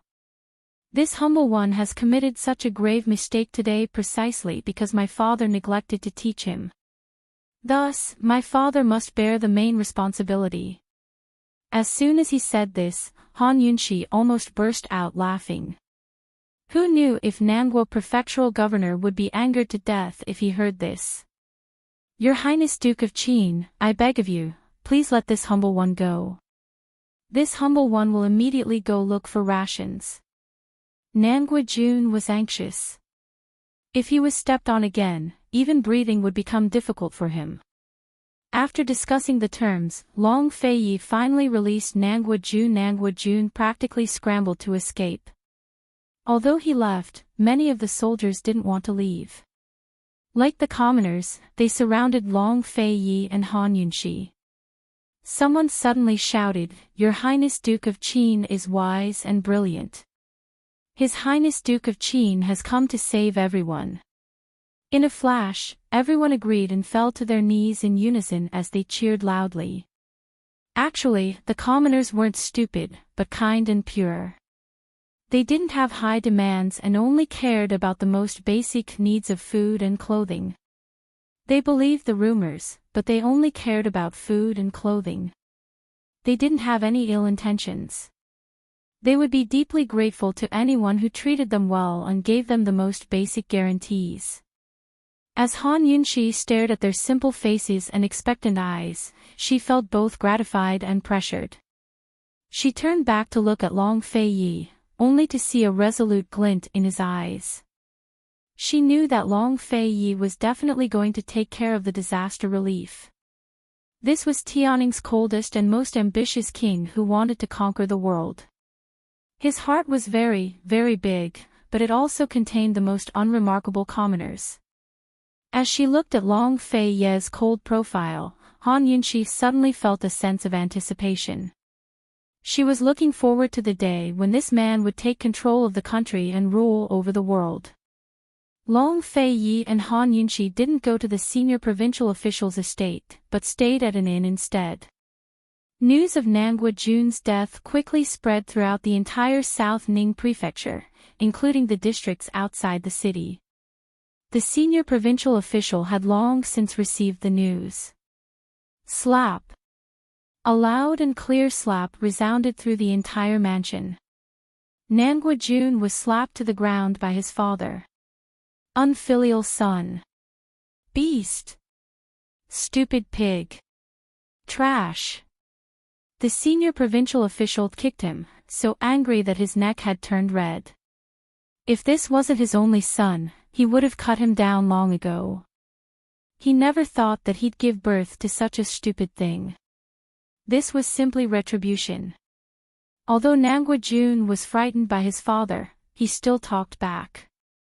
Father, how was I supposed to know that His Highness Duke of Qin would come? Didn't I already say he went missing? You're still talking. The senior provincial official slapped him again. He was so angry that he wanted to kill himself. His Highness Duke of Qin's disappearance was just a rumor spread by the higher-ups. His Highness Duke of Qin had come to provide disaster relief this time. If he couldn't buy food, he would definitely investigate the corrupt officials and bring back the embezzled food for disaster relief. At this critical juncture, anyone who offended the Duke of Qin would have to die. The senior provincial official didn't want to waste any more words with his stupid son. He had no choice but to consider another matter. The imperial uncle's estate had long ago sent someone to find him to discuss a major matter. He hadn't agreed at first, but now it looked like he had no choice but to agree.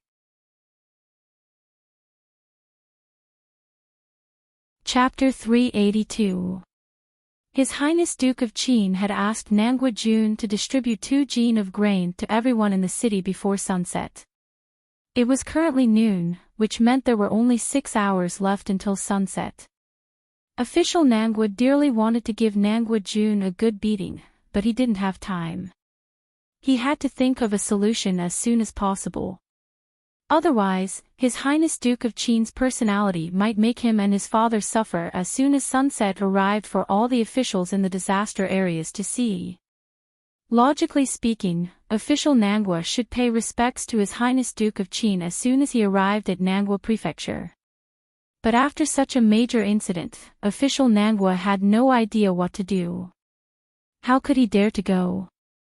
Someone come, keep an eye on this unfilial son for old man, don't let him take a single step out of the gates. Official Nangwa left behind these vicious words before hurrying out of the estate. He went to a hidden residence not far from the senior provincial official's estate, where the official sent by the imperial uncle's estate was staying. As soon as Emperor Tianhui ordered the Duke of Qin to go to the disaster areas, the imperial uncle's estate had sent someone here in secret. This person was none other than official Yu from the Ministry of Revenue, who was in charge of managing the grain distribution. After the famine broke out, official Yu had been ordered to investigate the distribution of grain in the disaster areas. Logically speaking, official Yu was supposed to clean up the corrupt officials below him, but he'd embezzled from his own people to help the imperial uncle's estate get plenty of grain and falsified accounts. Under these circumstances, he could turn a blind eye to the corrupt officials below him. As long as they didn't go too far, he wouldn't pursue the matter even if he had evidence in his hands. After all, the upper echelons of the government were no longer upright. In order to seal the mouths of his subordinates and send in reports of impeachment, he'd have to give them some benefits. Besides, official Yu didn't just take bribes from the imperial uncle's estate. Many people in the disaster area had also given him benefits. Official Yu lived in South Ning Prefecture, so official Nangwa naturally worshipped him like a bodhisattva. No matter what official Yu asked for, official Nangwa was the first to satisfy him. However, there was one thing that official Nangwa had yet to agree to.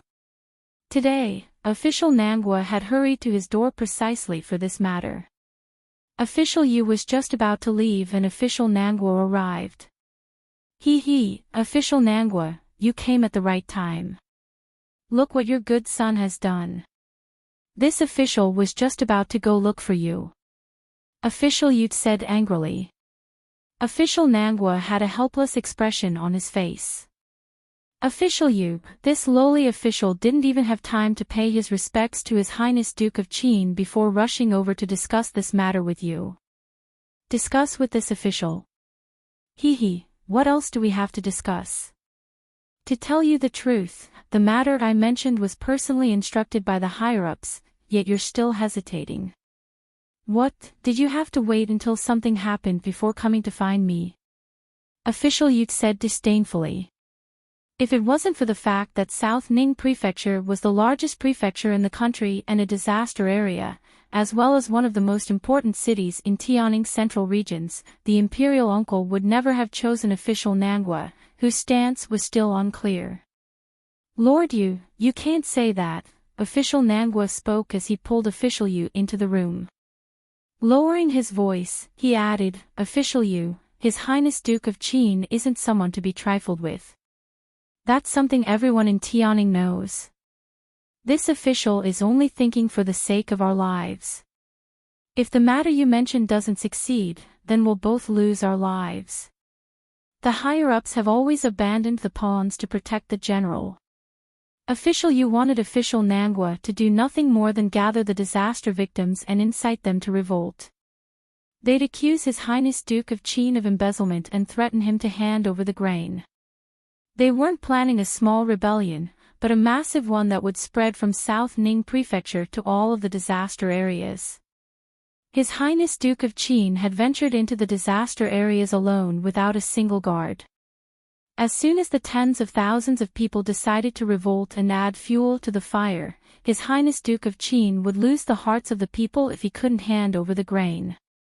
Emperor Tianhui might even punish him and strip him of his title of Qin Wang to quell the people's anger. This was a huge trap that official Nangua had no choice but to consider carefully. If they failed and allowed His Highness Duke of Qin to counterattack, just as he had said, the ones who would die the quickest would be him and official Yu.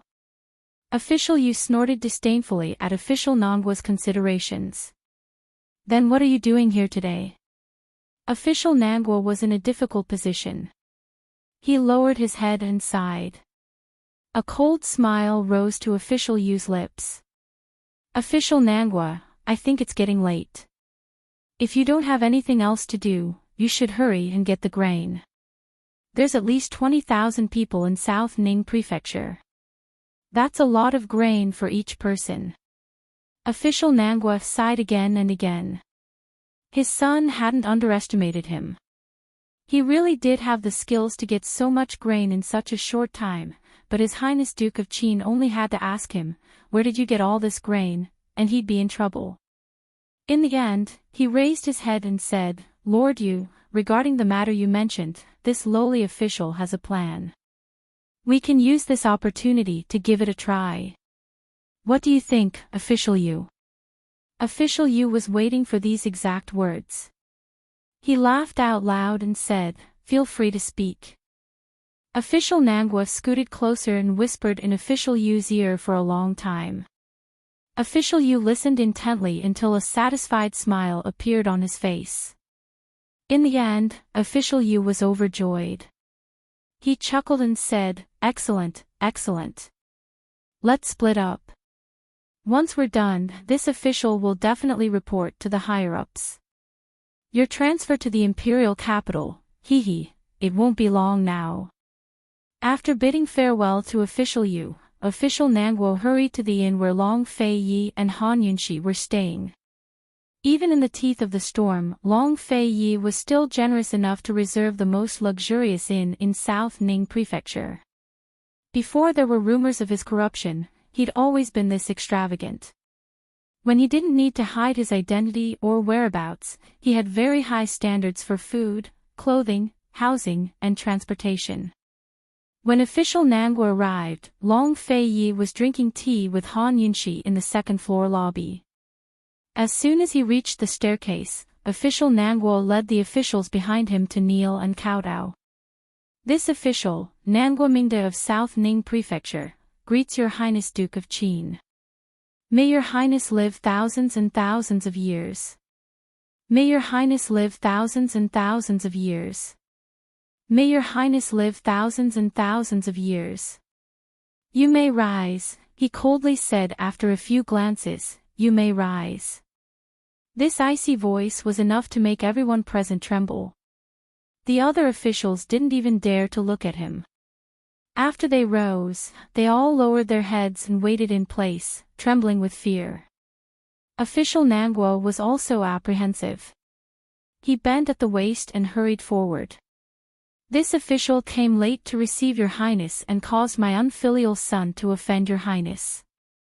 This official asks for your highness forgiveness. So, you father and son don't plan on giving out grain." As Long Feiyi spoke, he turned to look at official Nangwa. When official Nangwa met those cold, emotionless eyes, he immediately shivered and hurriedly lowered his head. His heart was filled with fear, and he didn't dare look at him again.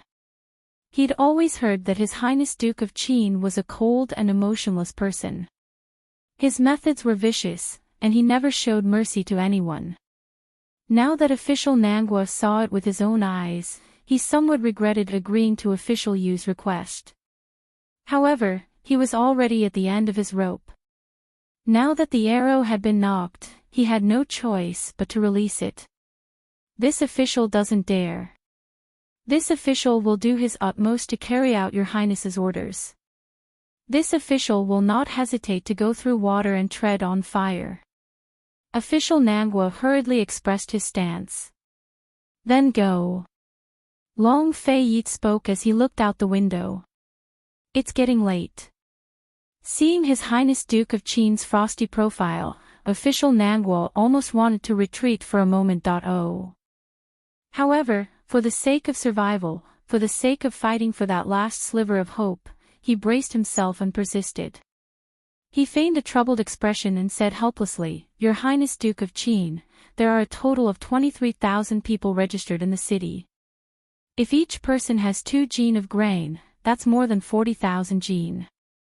Not to mention the current disaster, this official wouldn't be able to gather so much grain even in a normal year. You mean to say that this prince is deliberately making things difficult for you father and son?" Long Feiyi asked. Han Yunxi calmly sipped her tea on the side as she watched Long Feiyi abuse people. Official Nangwa was so scared that his forehead was covered in sweat. He hurriedly explained, "This official wouldn't dare.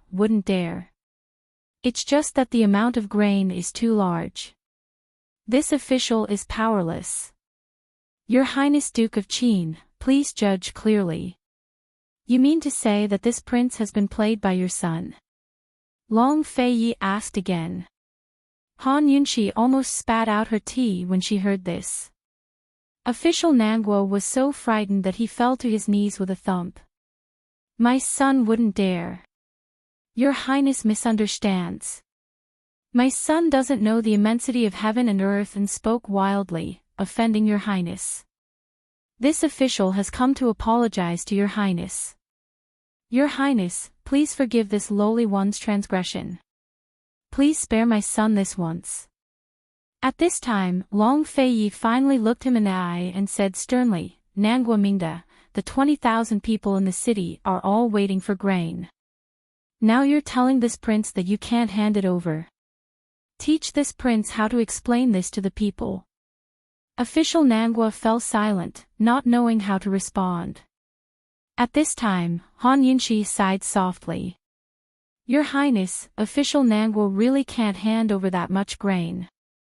As this concubine sees it, just do as Nangwa Jun says and pay with his life. 2 lives to quell the resentment of 20,000 people, it's worth it." Official Nangwa's heart trembled at these words. Just a moment ago, he had been thinking of retreating, but now he was determined to fight official Yu to the end. He hurriedly said, "Your Highness, please spare my life. Spare my life. This official will immediately go and transfer the grain. This official will do his best." After leaving the inn, official Nangwa felt that his breathing had become much smoother. He had only come here to put on a show. Of course, he would still transfer the grain. If he didn't, how could he continue the show? Tonight, there would be a good show to watch in South Ning City. Long Feiyi and Han Yunxi stood side by side at the window, watching official Nangwa's departing figure. Your Highness, this prefectural governor isn't stupid enough to really transfer the grain, right? According to Han Yunxi's understanding, the prefectural governor was a high-ranking official. Anyone who could climb to this position wasn't simple. Long Fei Yi didn't answer her. Instead, he muttered to himself, where did the disaster victims go? South Ning City was the center of South Ning Prefecture. They had traveled all the way from the north, so they had passed through more than half of South Ning Prefecture. So far, they hadn't seen a large number of disaster victims. The news that the city would be sending out grain before sunset today must have spread, but there was still no sign of a flood of disaster victims swarming into the city. What was going on?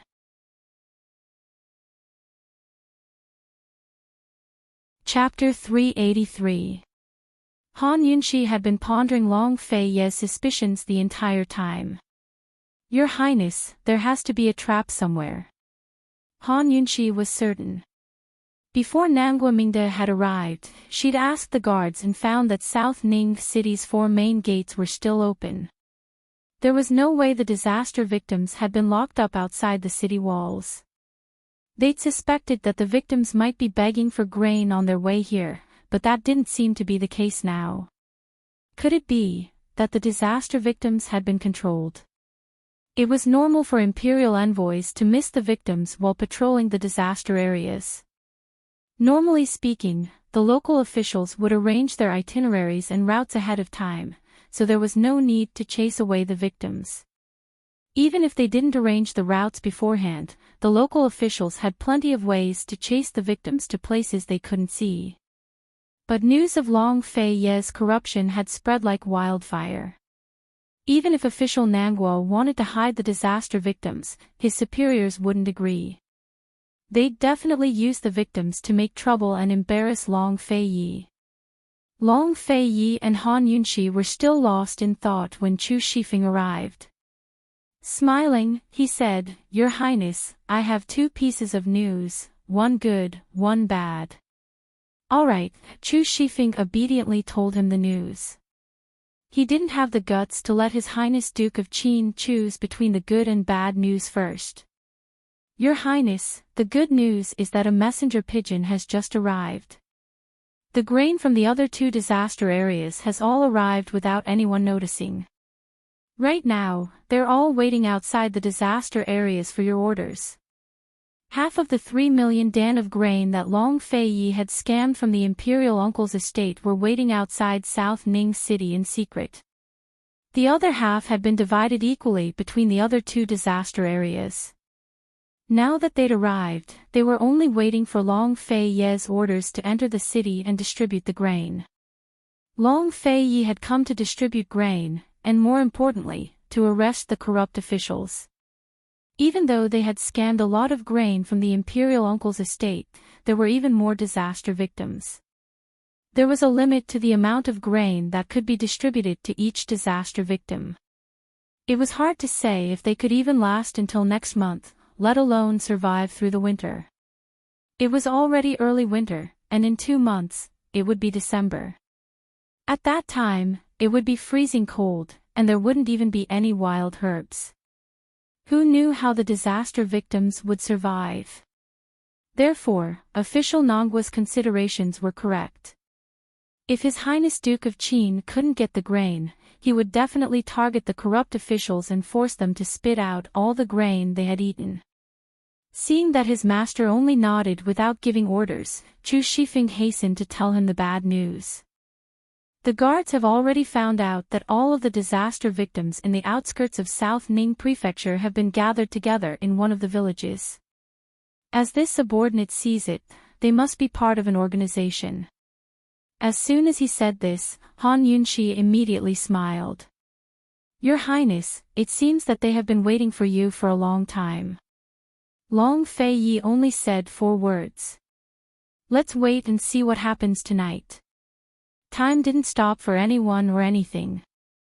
6 hours passed in a hurry before the sun began to set.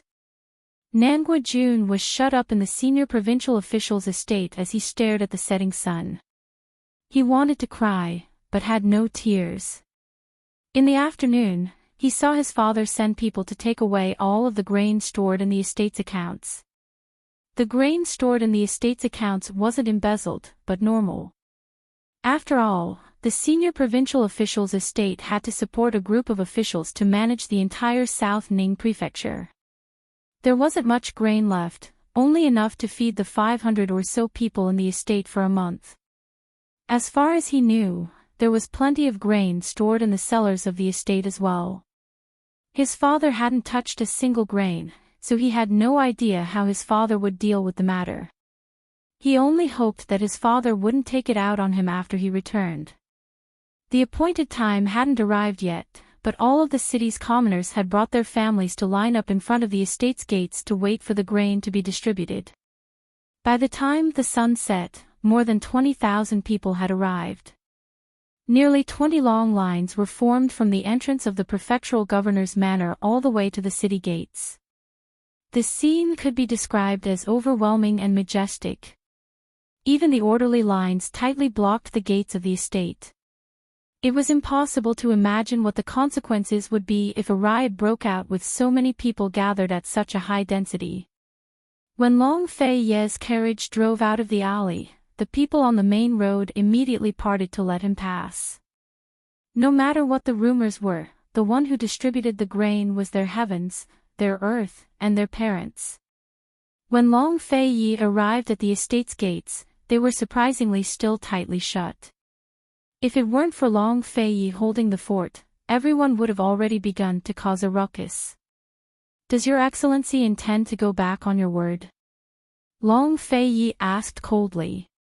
As soon as he finished speaking, official Nanggua's voice rang out. "Your Highness Duke of Qin, please calm your anger. Your Highness Duke of Qin, please calm your anger." Everyone looked in the direction of the voice and saw official Nanggua jogging out of a nearby alley with a few servants. Not long after, carriages loaded with grain slowly drove out of the alley. What could make the people more excited than seeing grain? Oh! In an instant, everyone stepped aside and respectfully opened up a path that was even wider than the one they'd given Long Fei Yi. Official Nanggua personally directed the carriages and didn't forget to remind the driver to be careful and not to hurt any passers-by. It had to be said that his amiable image was far too different from his son's image of speeding on the road this morning. It was especially pretentious. Carriages after carriages of grain were transported out of the alley. Everyone was excited to see this, but, not long after, the convoy was cut off. Official Nanggua had only brought 10 carriages of grain. Each carriage had 8 caddies, so it was only 80 caddies. Long Fei Yi watched all of this without saying a word. Soon, the people began to panic and talk among themselves. Is this all the grain? Is it enough to share? Isn't everyone supposed to get some? Is it 2 caddies? They said 2 caddies this morning. At first, they were just discussing the amount of grain, but someone suddenly shouted, "Everyone, don't panic. His Highness Duke of Qin will definitely do what he promised." Immediately, the crowd shifted their attention to Long Fei Yi. Right, His Highness Duke of Qin promised. Everyone, please calm down. His Highness Duke of Qin is an imperial envoy. He'll definitely give everyone what he promised. His Highness will definitely find a way to get grain. If Han Yunxi was here to hear this, she'd definitely roll her eyes. These people were too good at bullshitting. It was clearly Nanggua Jun who promised, so why did it suddenly become Long Fei Ye's promise? Unfortunately, she wasn't present at the scene. Only Long Fei Yi was present. Even Chu Shifeng wasn't present. Long Fei Yi was dressed in brocade robes as he stood on the steps of the senior provincial official's estate with his hands clasped behind his back. Despite the discussions below, he remained lofty and unmoving, as steady as Mount Tai. His icy gaze rested on official Nanggua the entire time. Official Nanggua put on an act as he supported the carriage full of grain all the way to the gates of the senior provincial official's estate. He was panting for breath, but had no time to rest. He quickly bowed and said, "Good luck to your Highness Duke of Qin. This official came late in order to find grain. I hope your Highness will forgive me." At this moment, all the discussion stopped abruptly. Everyone's attention was focused on this. Although the people at the back of the line wanted to get closer to see what was going on, so far, everyone was still very orderly. No one cut in line to fight. "How much grain did you find?" Long Fei Ye's icy voice chilled the air. "To reply, Your Highness, this official personally went out of the city this afternoon and found a total of 80 dan of grain. Combined with the 100 dan of grain from the senior provincial official's estate, we have 180 dan in total." Official Nangua knocked on the door as he spoke. The doors to the estate opened and a few burly men carried out the dan after dan of grain. The crowd grew even quieter at the mention of over 1,000 jin. Over 1,000 jin wasn't a small amount for a single person or a family. But to the 20,000 people in the long line, it was a number that would make them cry on the spot. How much would one person get if more than 20,000 people were to divide it among themselves? Not even a single meal. Soon, the crowd began to feel uneasy and whispered among themselves. However, no one dared to raise their voices. After all, His Highness Duke of Qin hadn't spoken yet. "Nanguamingda, are you trying to take advantage of this prince's inability to count, or are you trying to take advantage of the 20,000 people here?" Long Fei asked angrily, which silenced the entire crowd. Nanguamingda immediately fell to his knees. "Your Highness Duke of Qin, please spare my life. There are 20,000 people in South Ning City. If each person has 2 jin of grain, that's over 40,000 jin. No matter how capable this official is, I can't find that much grain." As Nanguamingda spoke, he raised his voice and said, "Your Highness, this humble official brought all of this food from the various yamen. It's the food that the imperial court left for the yamen to feed the officials and soldiers. Currently, this official has emptied all of the yamen's grain reserves in the 4 counties and 8 townships under South Ning Prefecture's jurisdiction. All of the prefectural governor's estate's grain is also here. This official is truly powerless. If Your Highness Duke of Qin still thinks this isn't enough, then you can take this official's life. My son is the only descendant of the Nangua clan. I beg Your Highness to spare him on account of his youth and ignorance." Nanguamingda spoke eloquently, tears streaming down his face. When he finished speaking, he turned to kneel before the crowd. "Everyone, I, Nanguamingda, am the magistrate of South Ning Prefecture, yet I can't even protect a single mouthful of grain for everyone. I am truly ashamed of myself." The word "protect" was rather interesting, as if it was hinting at something. The common people had heard so many rumors. Some were about the Duke of Qin's embezzlement, others about the prefectural governor's embezzlement, and others about minor officials' embezzlement. However, they didn't know which rumors were true and which were false. Seeing Nanguamingda's mournful appearance and hearing that he was willing to give up his own life, many people began to question the rumors about Nanguamingda's embezzlement.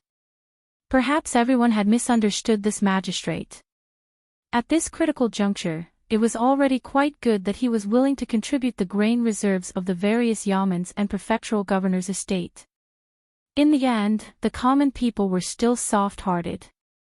At this moment, someone in the crowd shouted, "Official Nangua, you can't die. Official Nangua has already done his best. It's not Official Nangua's fault that we can't find any grain." As soon as these words were spoken, a manservant rushed out of the prefectural governor's estate and knelt before Long Fei Yi in tears. "Your Highness Duke of Qin, please spare my life. Please spare Official Nangua." Official Nangua even took out the grain he gave to his old mother. There's not a single grain left in the estate. As soon as these words were spoken, the common people broke out into discussion.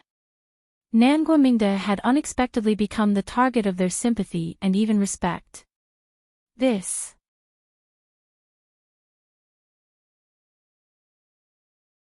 Chapter 384. Indeed, public opinion could be manipulated. Because of the first sentence from the prefectural governor's manservant, more than 20,000 commoners became agitated.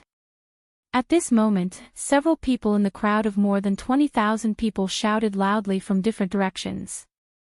Official Nangwa didn't embezzle any grain, where would he find so much? Your Highness Duke of Qin, please spare Official Nangwa. Official Nangwa is devoted to the commoners and even took out his mother's grain. That's right, please spare Official Nangwa, Your Highness Duke of Qin. Everyone, let's beg Your Highness Duke of Qin. Gradually, the voices begging for mercy for Nangwa Mingda grew louder and louder. Those who didn't want to beg for mercy for Nangwa Mingda had no choice but to keep quiet or shout with the rest. Soon, quite a few people knelt and begged. Long Fei Yi was fighting for food for the commoners, but in the end, it became the commoners begging for mercy for Nangwa Mingda. It had to be said that this was Nangwa Mingda's ability. What skill! Long Fei Yi was like a bystander in the face of all this. He lowered his head and looked at Nangwa Mingda, who was kneeling at his feet, with a trace of disdain on his lips. How could Long Fei Yi care about such methods? Nangwa Mingda didn't dare to look up at Long Fei Yi. He kept his head down and his astute eyes darted around a few times before he hurriedly looked at the commoners. He raised his hands. Everyone, quiet down. Listen to me. Needless to say, he was quite daring. As soon as he spoke, everyone quieted down. Everyone, today, to have all of you plead for mercy for me, I, Nangwa Mingda, didn't become the governor for nothing. It was worth it. If I die by Emperor Qin's sword today, I will die without regrets in front of everyone. There's only one thing I can't let go of. If I leave, who will ask for grain for everyone? Hearing these words and seeing Nangwa Mingda's solemn expression, the crowd couldn't help but feel sorrowful. Many of them even revealed expressions of reluctance.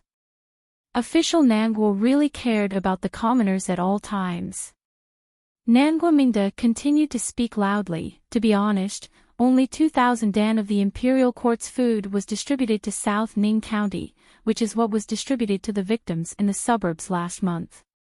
Everyone knew that there was very little food for the disaster relief, but they didn't know that there was so little food here.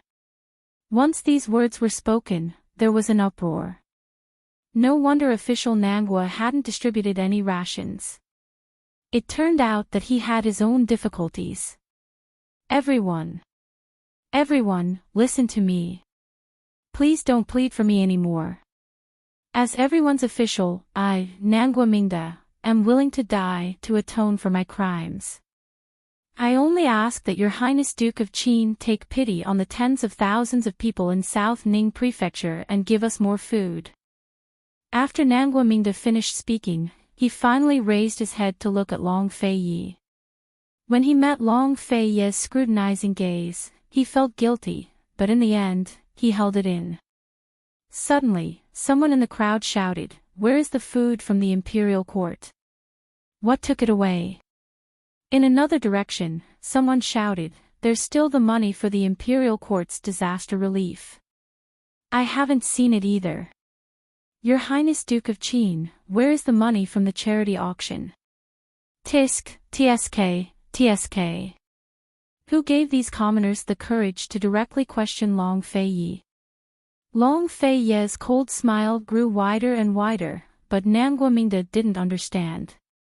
He turned to the source of the shout and said sternly, "Don't be impudent."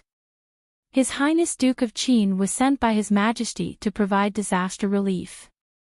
As an imperial envoy, His Highness Duke of Qin will definitely be able to save everyone from this disaster.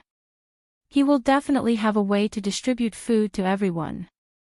Nangwa Mingda clearly knew that at this juncture, it would be extremely difficult to buy food even if one had the money, but he still flattered Long Fei like this. This was no doubt kidnapping public opinion, or perhaps it was called overpraise. Everyone, let's beg His Highness Duke of Qin to distribute the food.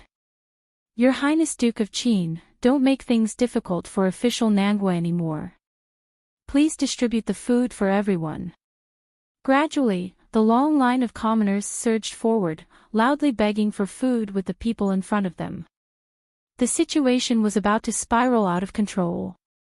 The commoners kept shouting, "Your Highness Duke of Qin," but Long Fei didn't even spare them a glance. He was as cold as an iceberg. He lowered his eyes to look at Nangua Mingda, his voice low and icy. "Are you done pretending?" he asked. Nangua Mingda's entire body trembled, and he almost rolled down the stone steps. He hadn't expected this cold-faced prince to be so calm in the face of such chaos. He'd actually seen through his ruse with a single glance. Although he was afraid, Nangua Mingda gritted his teeth and steadied himself. This was a moment of life and death. If he could pass this calamity, then everything would be fine. He would be promoted, become rich, and leave South Ning Prefecture. If he couldn't pass this calamity, then only death awaited him. He pretended not to hear Long Fei's words. He took a step back and dropped to his knees in an exaggerated manner, kowtowing repeatedly. "Your Highness Duke of Qin, please distribute the food. Your Highness Duke of Qin, please distribute the food." This was a secret signal. Seeing this, the servants behind him slipped away. Not long after, they came back with bad news. Reporting, a large number of disaster victims have poured into the southern part of the city. Your Highness Duke of Qin, please distribute the food. Reporting, a large number of disaster victims have broken through the city gates in the western part of the city. They're out of control, and they're shouting for Your Highness Duke of Qin to distribute the food. Reporting, more than 4,000 disaster victims are rioting in the eastern part of the city. The soldiers are unable to stop them, and they're already rushing this way. Without a doubt, Official Yu had rushed over to cooperate with Nangua Mingda. A sinister smile flitted across Nangua Mingda's lips. He stood up. "Guards, protect His Highness Duke of Qin." It would have been better if he hadn't said this. As soon as he did, someone in the crowd immediately shouted, "You can't let His Highness Duke of Qin leave. His Highness Duke of Qin must give everyone an explanation." Voices of agreement rose from all around. "His Highness Duke of Qin can't leave. His Highness Duke of Qin can't leave without seeing the food. Your Highness Duke of Qin, didn't you use all the silver from the charity auction to buy food? Your Highness Duke of Qin, the National Treasury sent so much food. Where did it all go? The common people haven't seen a single grain." The 20,000 or so people were thrown into chaos. They surged forward in agitation. Someone let go of the fence, and a group of people rushed in from behind. They blocked the gates of the governor's estate and trapped Long Fei in the center. Pleas for food, protests, and questions rose and fell. Soon, countless disaster victims poured in from all four sides of the city gates. These disaster victims were organized and had been incited long ago. They were even more agitated, indignant, and frenzied than the 20,000 people present. They all rushed forward without any regard for their lives. Their shouts were no longer polite, but direct questions. "Your Highness Duke of Qin, rumor has it that you embezzled the money from the charity auction and didn't use it to buy food. Is it true? Your Highness Duke of Qin, take out the food for everyone to see. Didn't you come to provide disaster relief? Why didn't the Imperial Envoy bring any food? Where's Qin Wangfei? Where's that troublemaker? Did Qin Wangfei spend all the money from the disaster relief? Your Highness Duke of Qin, where's the food from the Imperial Court? Where did it all go? You have to give everyone an explanation." The situation had completely spiraled out of control. There were even stampedes in several places. Nanguamingda ordered the soldiers to form a circle with their spears, separating the people around them and forming the last line of defense. At this time, he put on a helpless expression. "Your Highness, say something to everyone. How about this?" "How about what?" Long Fei countered. He was indifferent to the accusations of the crowd.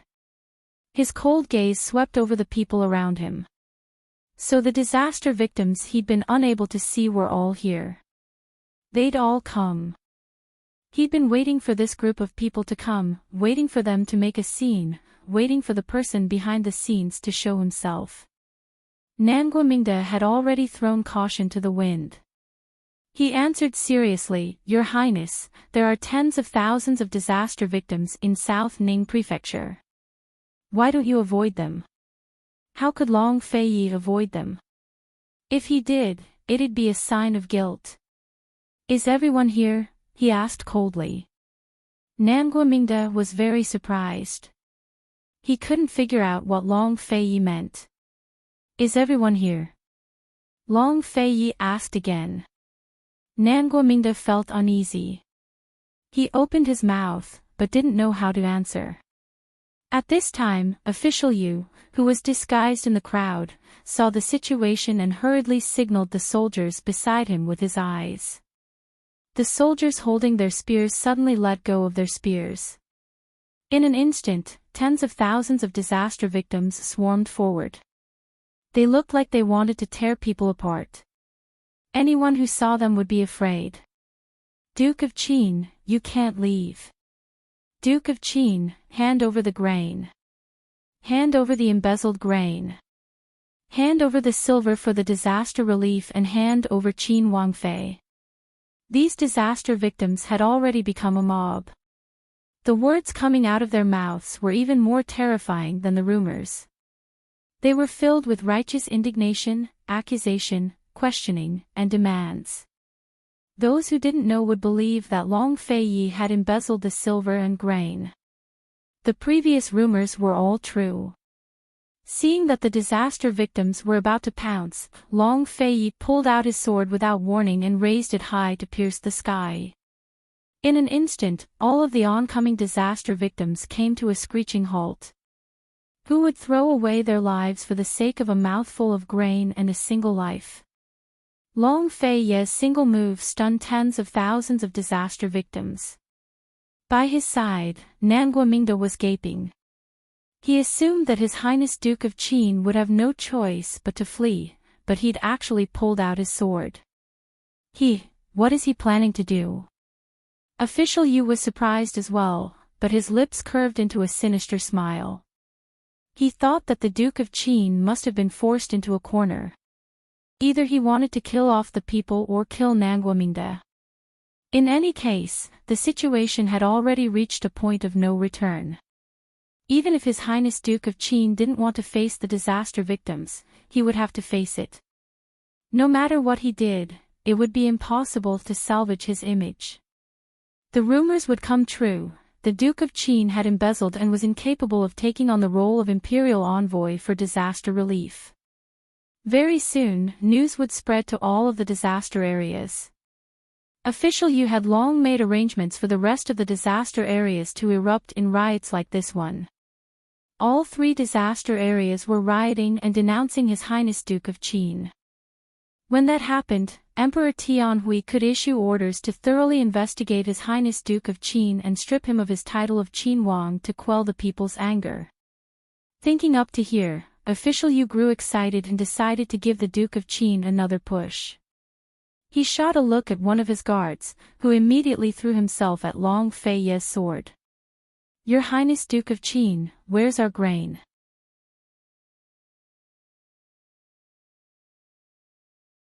Chapter 385. The guard was prepared to lose his life. If Long Fei decided to kill someone now, he would be in even more trouble. Unexpectedly, Long Fei's long sword swerved to the side, causing the guard to miss. He stepped on the guard's body and swept his cold gaze over the crowd. "This prince is here to deliver the grain. If anyone takes another step forward, I won't give a single grain. The crowd, already silent to begin with, grew even quieter at these words. No one dared to move. Was His Highness Duke of Qin really here to deliver the grain? What the commoners wanted was food. After hearing this, who would dare to touch it? However, Nangua Mingda and official Yu were different. Separated by the crowd, they silently looked at each other, a tacit smile flashing across their eyes. Their superiors had clearly investigated how much grain His Highness Duke of Qin had in his manors in Jiangnan and how much he had already used. They were certain that His Highness Duke of Qin didn't have much grain on hand. He had money, but at this critical juncture, he wouldn't be able to buy any grain. Even if he went to the black market, he wouldn't be able to buy that much grain. Most of the grain in the black market came from the imperial uncle's estate. How could they sell it to His Highness Duke of Qin? Nangua Mingda and official Yu were smiling because they had achieved their goal. They had incited the commoners to revolt in order to force His Highness Duke of Qin into a corner. Instead of running away, His Highness Duke of Qin had chosen to say something like this. He was undoubtedly asking for trouble. If he couldn't fulfill his promise, it was easy to imagine how angry the commoners would be. At that time, even without their incitement, the commoners themselves wouldn't let His Highness Duke of Qin off. Nangua Mingda and official Yu hadn't moved yet, but someone in the silent crowd had already spoken up. Dare I ask how much grain His Highness Duke of Qin intends to deliver? Nangua Mingda and official Yu were secretly delighted, especially Nangua Mingda. He inwardly let out a sigh of relief. He had escaped this calamity. He could relax and watch the show. He wanted to see how the wise and foolish His Highness Duke of Qin would deal with the disaster victims. He thought that it wouldn't be long before this high and mighty king would regret provoking his precious son. Send as much as the national treasury allocates. South Ning County is a large county, so the amount of food allocated will not be small, Long Feiyi replied. Many of the disaster victims rejoiced at his words. Some were so delighted that they questioned, "Is Your Highness Duke of Qin speaking the truth?" However, Long Feiyi did not take it to heart.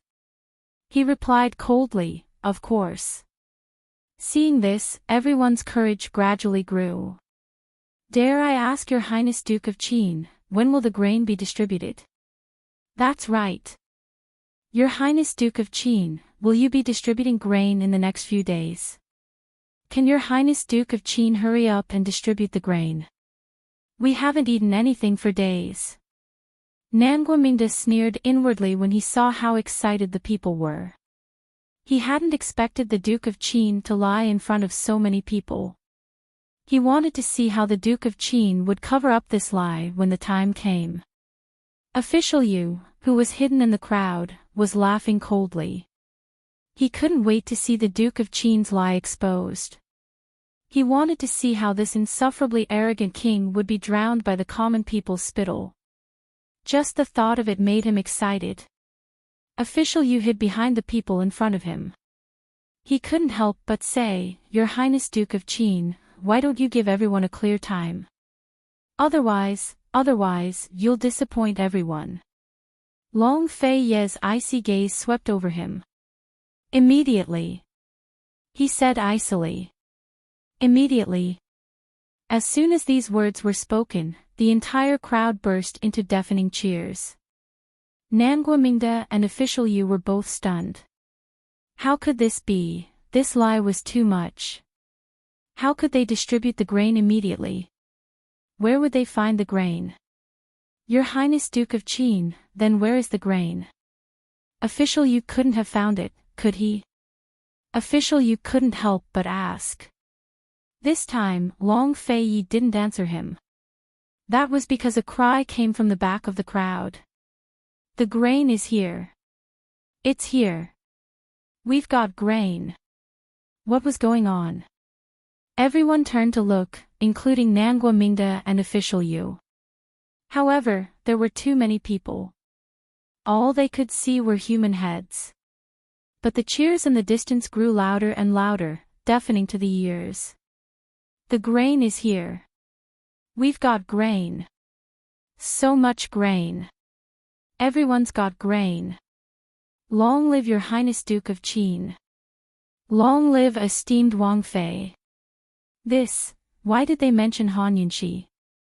She didn't even show up. Nangua Mingde and official Yu were bewildered. They couldn't figure out what was going on. Gradually, the cheers grew closer and closer. The refugees who'd surrounded Long Fei all surged to the back, wanting to see what was going on. What was going on behind them? What was going on with the grain that everyone was talking about? Official Yu and official Nangua's hearts ached. Official Nangua couldn't leave. After a moment's hesitation, official Yu couldn't help but rush to the back with the refugees. However, he soon came to an abrupt halt. The refugees who were rushing to the back all consciously walked to the left and right, opening up a very wide path. They saw a convoy of carriages carrying grain approaching from afar. Each carriage was filled with sacks of grain, like a long dragon. Surrounded by tens of thousands of refugees, the convoy looked especially grand and imposing. At the head of the convoy was a woman. She was dressed in a luxurious purple robe. Riding on a tall horse, she looked down on the crowd like a queen on an inspection tour. Under the gaze of tens of thousands of people, she was noble, elegant, and inviolable. This woman was none other than Qin Wangfei, Han Yunxi. It really is grain. Esteemed Wangfei, that must be esteemed Wangfei. Esteemed Wangfei is here to deliver grain to everyone. So much grain. So much grain. As the convoy gradually drew closer, the refugees all became excited. They danced with joy and joy. One had to know that what Qin Wangfei was escorting over wasn't anything else. It was food, it was hope, and it was their lives. There was no incitement or pretense.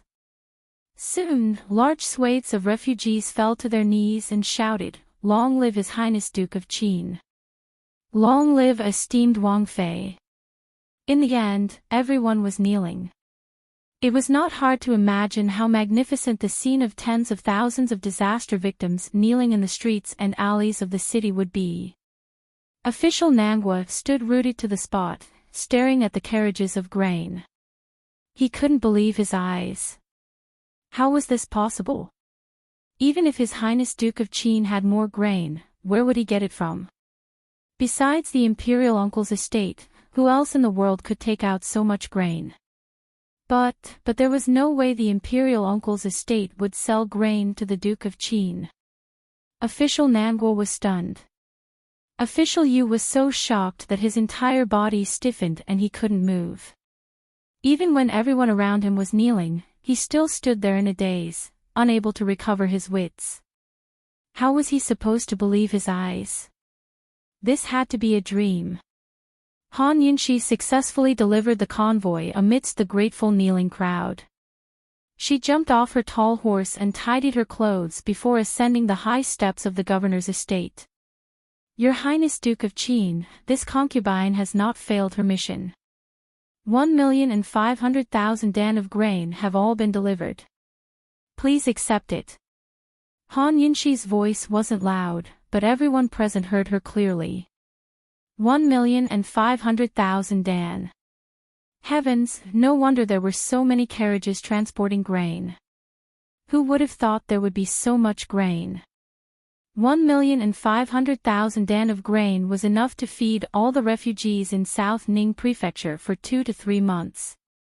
The cheers and cries of gratitude from the commoners grew louder and louder. Wave after wave, the sound was indescribably deafening. At this moment, they only knew that they had grain. They had real grain, grain that they could see with their own eyes. As for those rumors, they had long since forgotten about them. His Highness Duke of Qin and Qin Wangfei were their great benefactors. How could they be corrupt? Someone else had to be the culprit. His Highness Duke of Qin had to be here to arrest the corrupt officials. Official Nangua, why don't you go make an inventory? Long Fei Yi spoke up. Nangua Minda's legs turned to jelly as he fell to his knees. He didn't even know how to reply. Official Yu finally recovered his wits and wanted to kneel as well, but it was too late. Long Fei Yi had long noticed him. Since Chu Shifeng had already found out where the refugees were gathering, how could he not know that Official Yu from the Ministry of Revenue was the mastermind behind the scenes? Official Yu, or will you go? Long Fei Yi asked. Official Yu's legs trembled as he fell to his knees as well.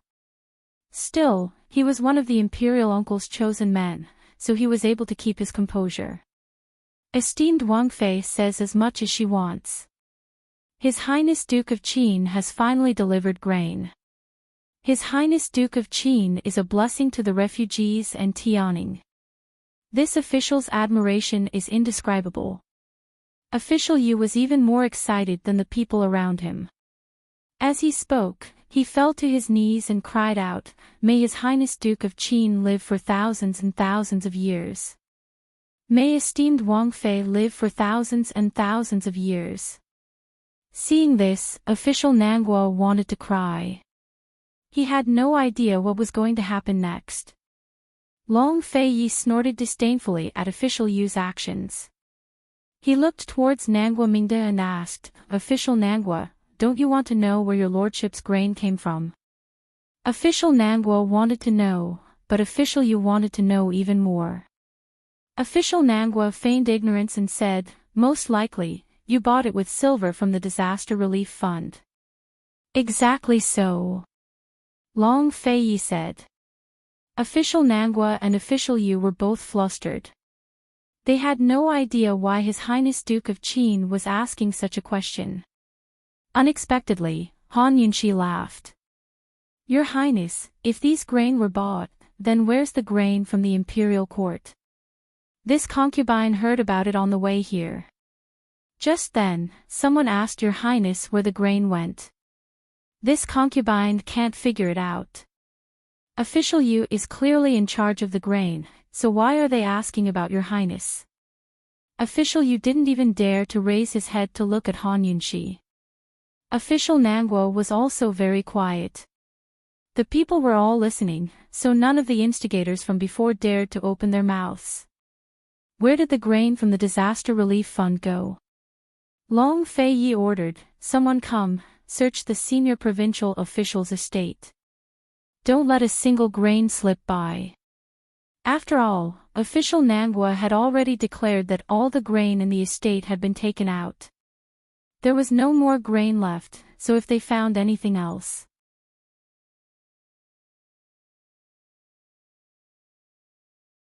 Chapter 386. Kind people were bullied, just as kind horses were ridden. Sometimes, the more silent and patient you were, the more others would think you were easy to bully and reach for a yard after giving you an inch. But that wasn't always the case. Nangua Mingde and Official Yu had been putting on an act for so long, but the Duke of Qin had remained silent the entire time. Those two had really gotten carried away with the act and reached for a yard after getting an inch. Did they really think His Highness Duke of Qin was easy to bully? The consequences were unthinkable now, weren't they? Chu Shifeng had already led his men into the senior provincial official's estate to search.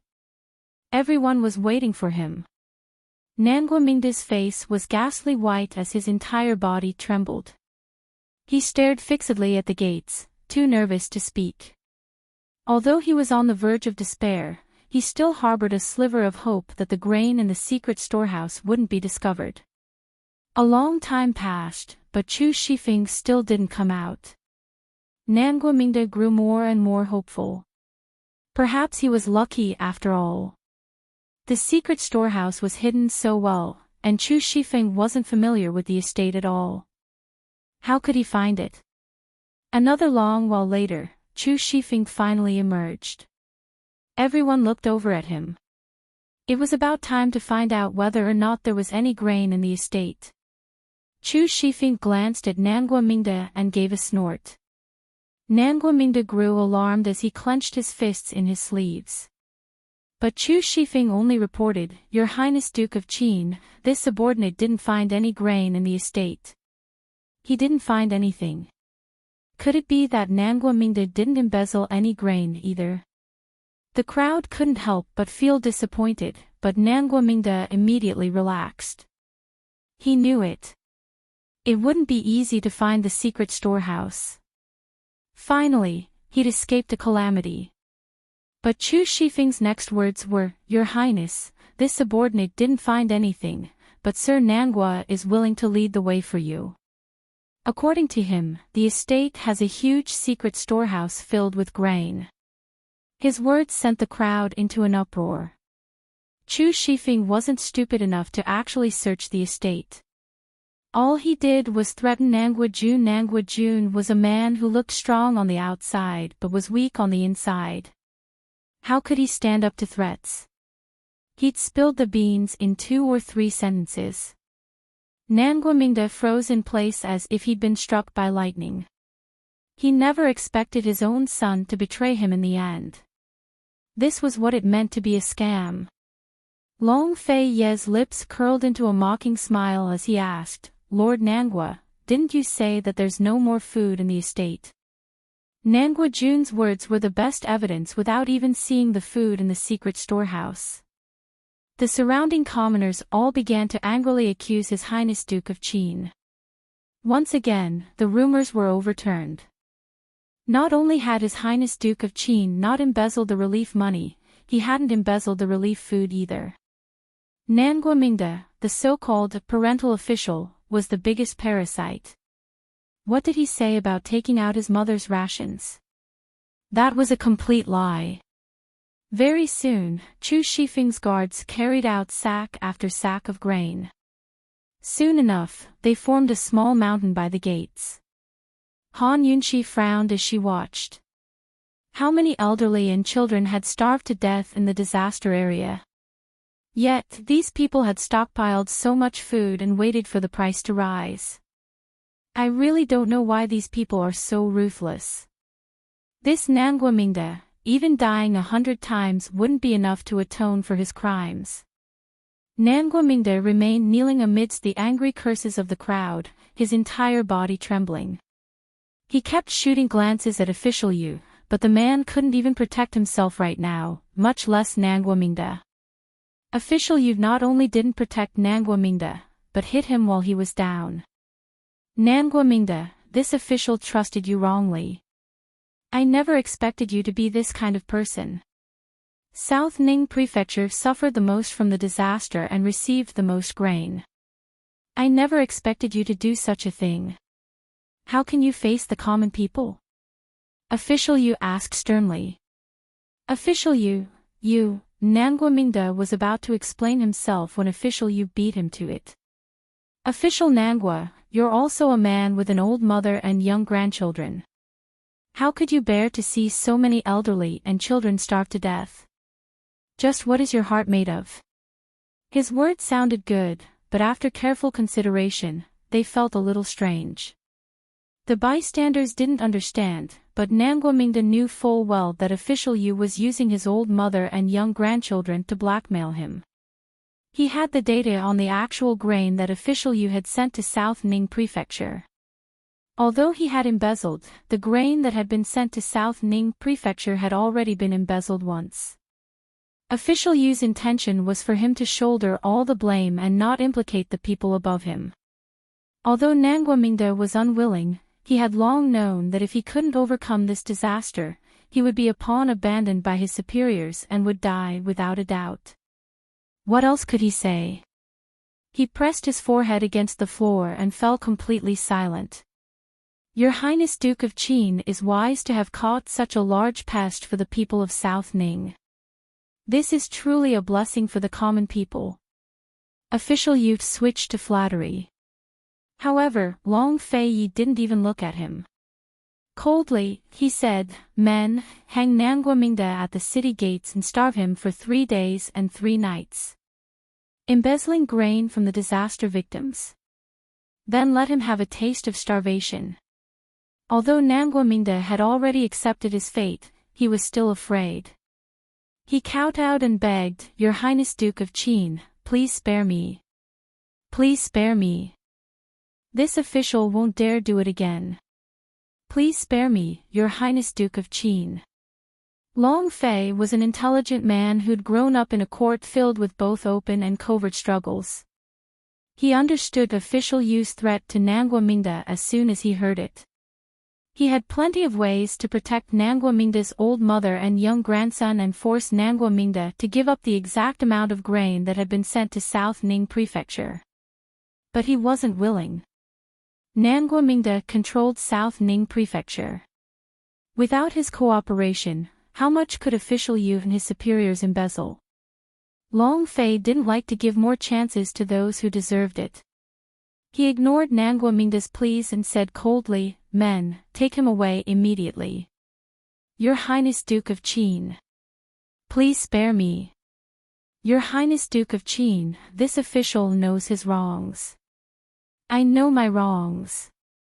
Nangwa pleas were quickly drowned out by the cheers of the commoners. 2 guards carried him to the city gates. Someone threw a stone, and the commoners all followed suit. Before Nangwa even reached the gates, he was already covered in injuries and bumps on his head. Nangwa truly regretted his actions. If he could, he would have rather offended the imperial uncle than offend His Highness Duke of Qin now. If he hadn't incited the commoners like that, would His Highness Duke of Qin have been more merciful? Fine, there was no medicine for regret in this world. Official Yu's back was drenched in cold sweat as he watched Nangwa wretched figure disappear into the distance. He only rejoiced that Nangwa was sensible enough to not give up too much. He glanced at the mountains of grain around him and hurriedly tried to curry favor. "Your Highness Duke of Qin, this official has detailed data on the disaster victims in South Ning. This official is willing to do everything in his power to help Your Highness distribute the grain." But Long Fei still ignored him and treated him like air. Seeing this, official Yu didn't dare to speak again. His heart was filled with apprehension. The more His Highness Duke of Qin ignored him, the more uncertain he felt. He didn't believe that His Highness Duke of Qin would let him off so easily. Filled with fear and trepidation, he waited respectfully on the side, too afraid to leave. Long Fei ordered, "Chu Shifeng, make arrangements to distribute grain by county and village. Tell the people below that anyone who dares to embezzle, even if it's just a single grain, will meet the same fate as Nangwa." "Yes." Chu Shifeng obeyed and left. Such a large amount of grain would have to be distributed by the various Yamen officials. Long Fei didn't have enough men with him. With Nangwa hanging at the city gate, not only would the people below not dare to act recklessly, but even the people above would be anxious. After the people dispersed, Long Fei and Han Yunxi settled down at the South Ning Prefecture official's estate. Official Yu was 100 times unwilling, but he had no choice but to follow them inside. He really couldn't figure out where His Highness Duke of Qin had found so much grain. Of course, he didn't have time to worry about that now. He silently told himself that no matter how His Highness Duke of Qin interrogated him, he had to hold on. He couldn't reveal the true amount of grain. For better or worse, he was a 4th-rank official in the Ministry of Revenue and had the imperial uncle's support. He was also the emperor's personal ambassador for grain distribution. As long as His Highness Duke of Qin didn't find the true amount of grain, he couldn't do anything to him. But reality soon proved that official Yu had underestimated His Highness Duke of Qin. His Highness Duke of Qin didn't even ask for the exact amount of grain, but issued orders. As the ambassador for grain distribution, Yu Guangfu allowed the South Ning Prefecture official to embezzle grain. He didn't report what he knew, so his crime is 3 levels higher. "Someone come, take Yu Guangfu to jail. Your lordship wants to interrogate him personally." Yu Guangfu was stunned by his words. He never expected His Highness Duke of Qin to accuse him of such a crime. Your Highness, Your Highness. This official has been wrongly accused. This official just arrived at South Ning Prefecture as well, so I didn't know the situation here. Official Yu tried to explain himself. Long Fei Yi laughed coldly. Then where were you before? This official was in Longxi Prefecture. Yu Guangfu replied hastily. Longxi Prefecture has even less grain in their hands than South Ning Prefecture. Plenty of their corpses have been exposed in the middle of the night. 2 riots have already broken out in Longxi Prefecture. Do you think your lordship doesn't know a thing? Long Fei retorted. Official Yu was so alarmed that he fell to his knees. Your Highness, this official only made an accurate assessment of the situation and gave out grain. As for where it went, this official really. His Majesty only gave this official the responsibility of distributing grain. That's not part of this official's duties. He actually pushed Emperor Tianhui into the picture. Long Fei Ye's eyes flickered with disdain before he gave a cold snort. Your lordship isn't investigating the unequal distribution of grain, but the fact that you didn't report it. Someone come, hurry and take him away. Your Highness Duke of Qin, this official didn't know anything about the situation. Your Highness Duke of Qin, this official is His Majesty's personal envoy. You can't, Your Highness Duke of Qin, no matter how official you tried to explain himself or beg for mercy, Long Fei Yi remained indifferent, even when he brought up Emperor Tianhui again. Since he was already in the disaster areas, he had the final say in everything. He waved a hand and indicated for the guards to take the man away. Han Yunqi couldn't help but burst into laughter as she watched official Yu struggle to leave. What are you laughing at? Long Fei Yi asked.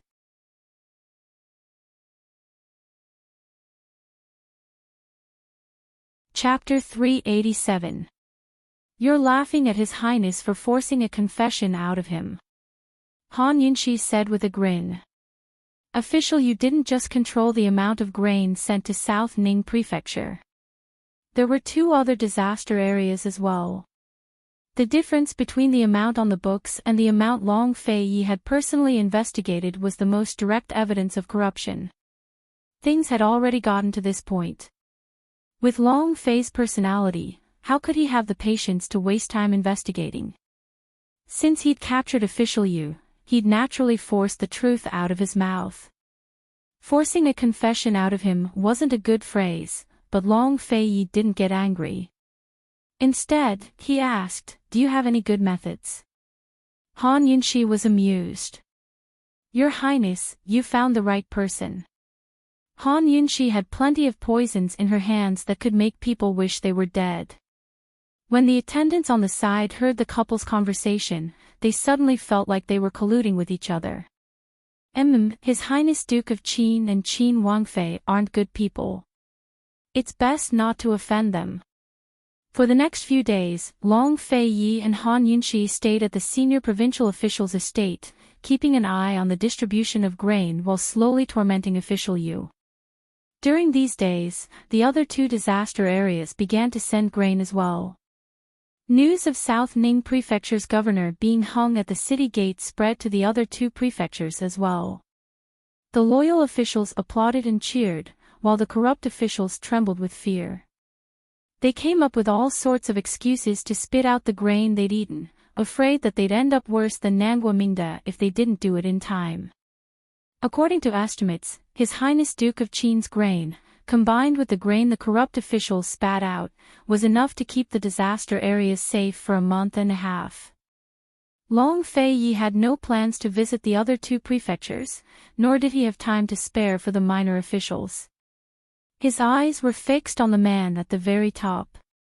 Within a few days, news of the grain distribution had spread all over the country. The rumors of His Highness Duke of Qin's corruption were dispelled on their own.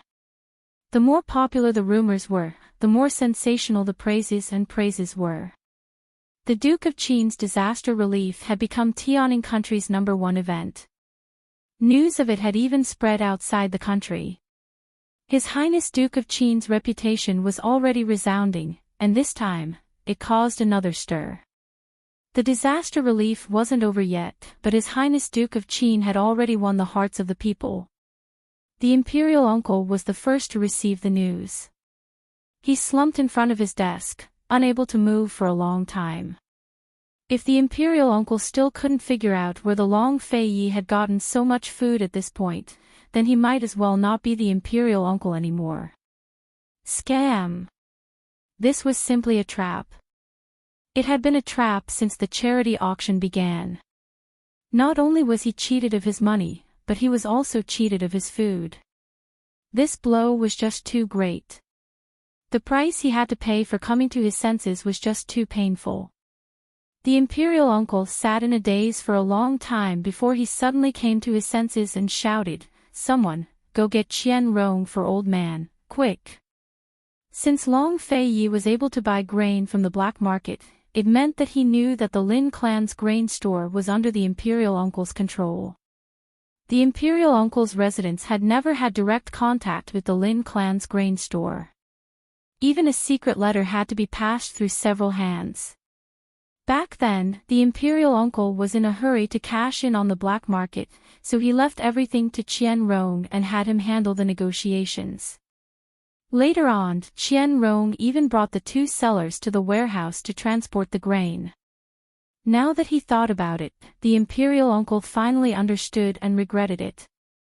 Unfortunately, it was already too late. If the Long Fei Yi found any clues from Qian Rong and traced them back to the imperial uncle's residence, then everything would be over. Reporting to Master, Qian Rong isn't in the residence, an attendant quickly reported. Then where did he go? The imperial uncle cried out in alarm. This subordinate doesn't know. I heard from my subordinates that they haven't seen him in several days, the attendant replied truthfully. The imperial uncle's face paled. Find him. Immediately find old man. The next night, the guards who'd gone out to search for Qian Rong returned with confirmed news. Qian Rong had gone missing.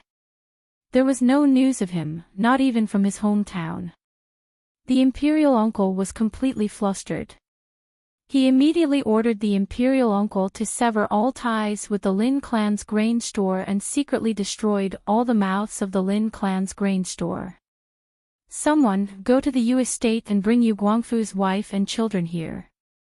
Quickly, the imperial uncle hurriedly ordered. Unfortunately, it was too late. The Yu clan had already fallen under the Long Fei Yi's control as soon as he left the capital. How could the Honorable Duke of Qin fight a battle he wasn't confident in winning? The imperial uncle was as anxious as an ant on a hot pan, but his nephew, the crown prince, whom he fully supported, was laughing at him behind his back. It had to be said that this was a kind of irony. Before long Tianmo received the news, he said to Mu Qingwu, "Young general, it's fortunate that the betrothal gifts were all used for disaster relief. Otherwise, once the imperial uncle's residence fell, the general's residence wouldn't be able to escape the curses of public opinion." A complicated look flitted through Mu Qingwu's eyes, but he didn't reply. He'd chosen to side with the crown prince precisely because he wanted to use this opportunity to infiltrate the imperial uncle's residence and uncover the dark secrets of corruption. However, as he grew closer and closer to Long Tianmo, he discovered that the crown prince was more resentful than anyone else about the imperial uncle's corruption. The imperial uncle was also wary of the crown prince, so he didn't let him know much about the disaster relief. "Young general, I'm sure the great general will be much more relieved now," Long Tianmo asked. His marriage to Mu Luyue had been arranged by Mu Qingwu. The great general had always been neutral and didn't have a good impression of the imperial uncle's residence. He'd originally been vehemently opposed to this marriage, but he'd only reluctantly agreed because he couldn't persuade Mu Luyue otherwise. Now that the imperial uncle's residence was about to fall, perhaps the great general would no longer have any misgivings and wholeheartedly support his son-in-law. Mu Qingwu hesitated for a moment, then finally spoke. Your Highness Crown Prince, the Imperial Uncle's residence has deep roots. Rome wasn't built in a single day. Hearing this, Long Tianmo rejoiced. He'd been beating around the bush time and time again, but Mu Qinggu had finally given him a direct answer. He knew that the great general's residence wouldn't be interested in such a meager betrothal gift. How could his position be affected by the marriage of his daughter who had been abolished? Old General Mu probably already knew which side the great general's residence would support.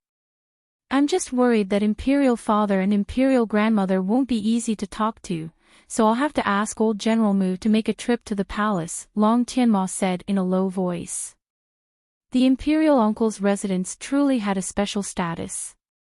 Even if His Highness Duke of Qin managed to find concrete evidence, the great general's Imperial Father would be the one to convict him in the end. Actually, Imperial Father had long known about the Imperial Uncle's corruption, but he'd always turned a blind eye to it. After all, a single move against the Imperial Uncle's estate would affect the rest as well.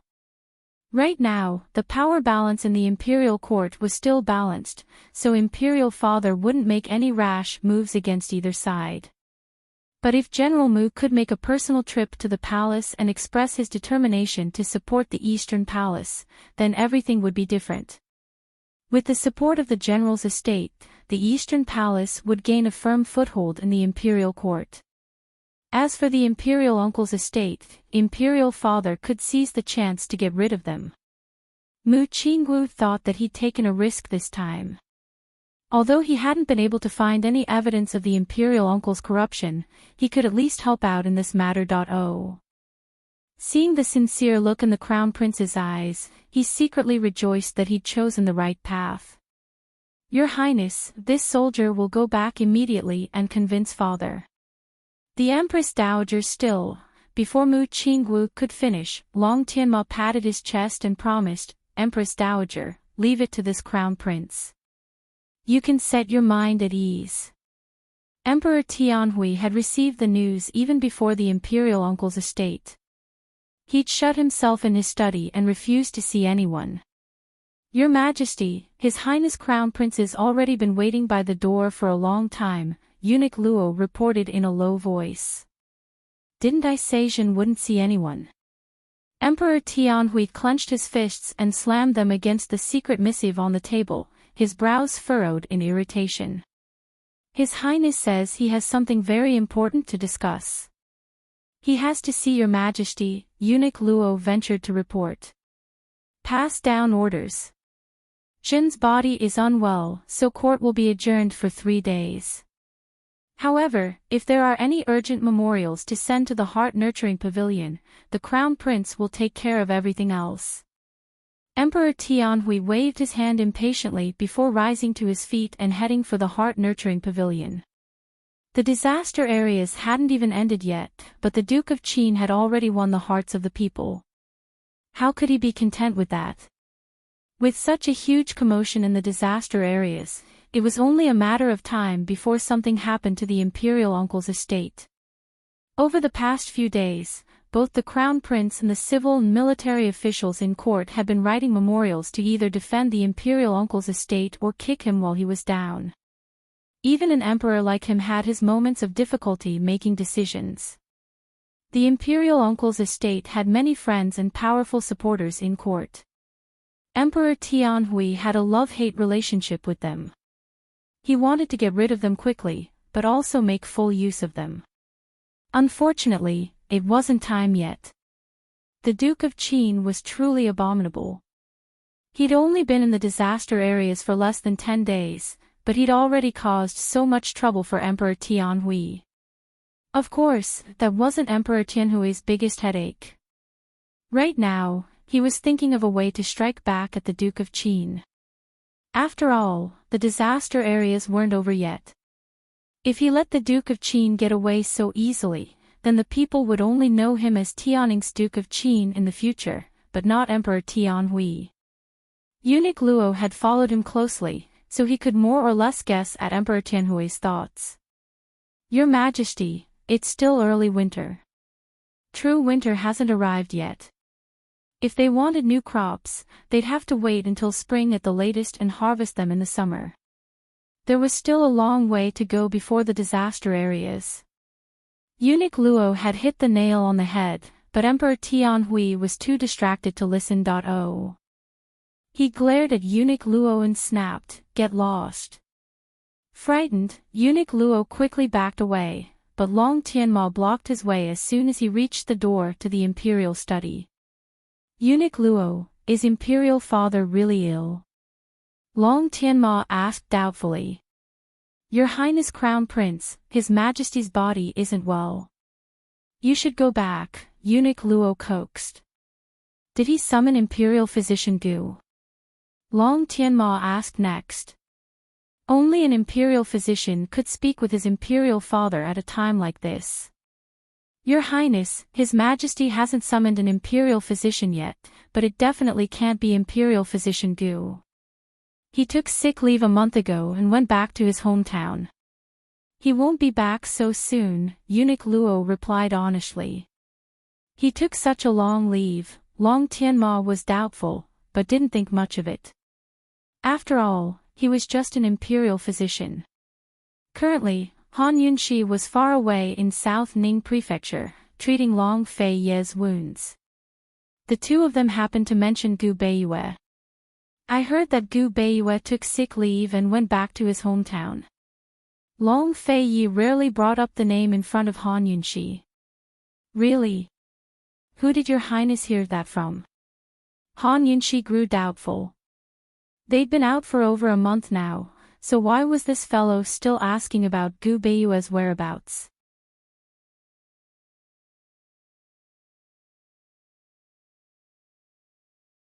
Chapter 388. Han Yunxi was wondering why Long Fei Yi was suddenly concerned about Gu Beiyue, but Long Fei Yi didn't answer her question. Instead, he asked, "Does Gu Beiyue have a hometown?" Han Yunxi shook her head. "I'm not sure." Han Yunxi had always thought she understood Gu Beiyue well, but now that she thought about it, she realized she didn't know as much about Gu Beiyue as she'd imagined. She only knew that Gu Beiyue's grandfather was the previous head of the Imperial Physician Courtyard in Tianning Country. He was also one of the directors of Medical City and had a great reputation in the city. Later on, when he became the head of the Imperial Physician Courtyard in Tianning Country, he brought Gu Beiyue with him. After grandfather Gu passed away, Gu Beiyue inherited his mantle and became the youngest head of the Imperial Physician Courtyard in Tianning Country. "Does he still have people in his hometown?" Long Fei Yi asked again. Han Yunxi still shook her head. "I've never heard him mention his parents, so I don't know where his hometown is." "Does he have brothers or sisters?" Long Fei Yi asked again. Han Yunxi still didn't know. She looked suspiciously at Long Fei Yi. "Your Highness, why are you suddenly asking about these things?" "The Emperor took a few days off and didn't attend court. I originally thought Gu Beiyue would be the one to serve him," Long Fei Yi explained mildly. This explanation made everything seem natural and not so deliberate. But as smart as Han Yunxi was, she still smelled the scent of suspicion, and even a bit of hostility. If Long Fei Yi was still jealous of what happened last time, Han Yunxi didn't know whether to laugh or cry. But if Long Fei Yi was objectively suspecting Gu Beiyue's origins, then this was a question worth pondering. The little thing is still with him. He won't kidnap the little thing and not come back, right? Han Yunxi joked. "You gave the poison beast to him?" Long Fei Yi was very surprised. If the little thing saw Long Fei Yi's current expression, it would probably cry. When it was around, it was thrown out of the window every day. Now that it was gone, His Highness Duke of Qin seemed unhappy. Sigh, this man is so hard to please. "Your Highness, Imperial Physician Gu Beiyue is still trustworthy." Han Yunxi took the opportunity to speak up for Gu Beiyue half-jokingly. Long Fei Yi did not say much. He only said indifferently, "Remove the gauze." Under Han Yunxi's more than a month of meticulous care, Long Fei Ye's wound had basically healed. Han Yunxi did not say much. She took out a small tool and disinfectant. Just as she was about to cut open the gauze, Long Fei Yi casually said, "This prince thought that it would take at least 2 months for it to heal. Gu Beiyue is truly worthy of being the head imperial physician. That is the imperial physician's blessing." Han Yunxi looked calm, but her heart was a bit chaotic. She originally thought that Long Fei Yi did not understand medicine and would not suspect so much. She didn't expect that in the end, she couldn't escape his eyes. The wound on Long Fei Ye's chest should have taken several months to heal. Now, it had basically healed in a little more than a month.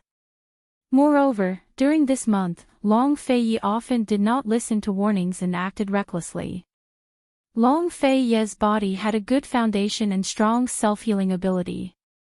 The effectiveness of the medicine she had on hand was mostly a factor. However, the most important factor was that Long Fei Yi was treated by Gu Beiyue.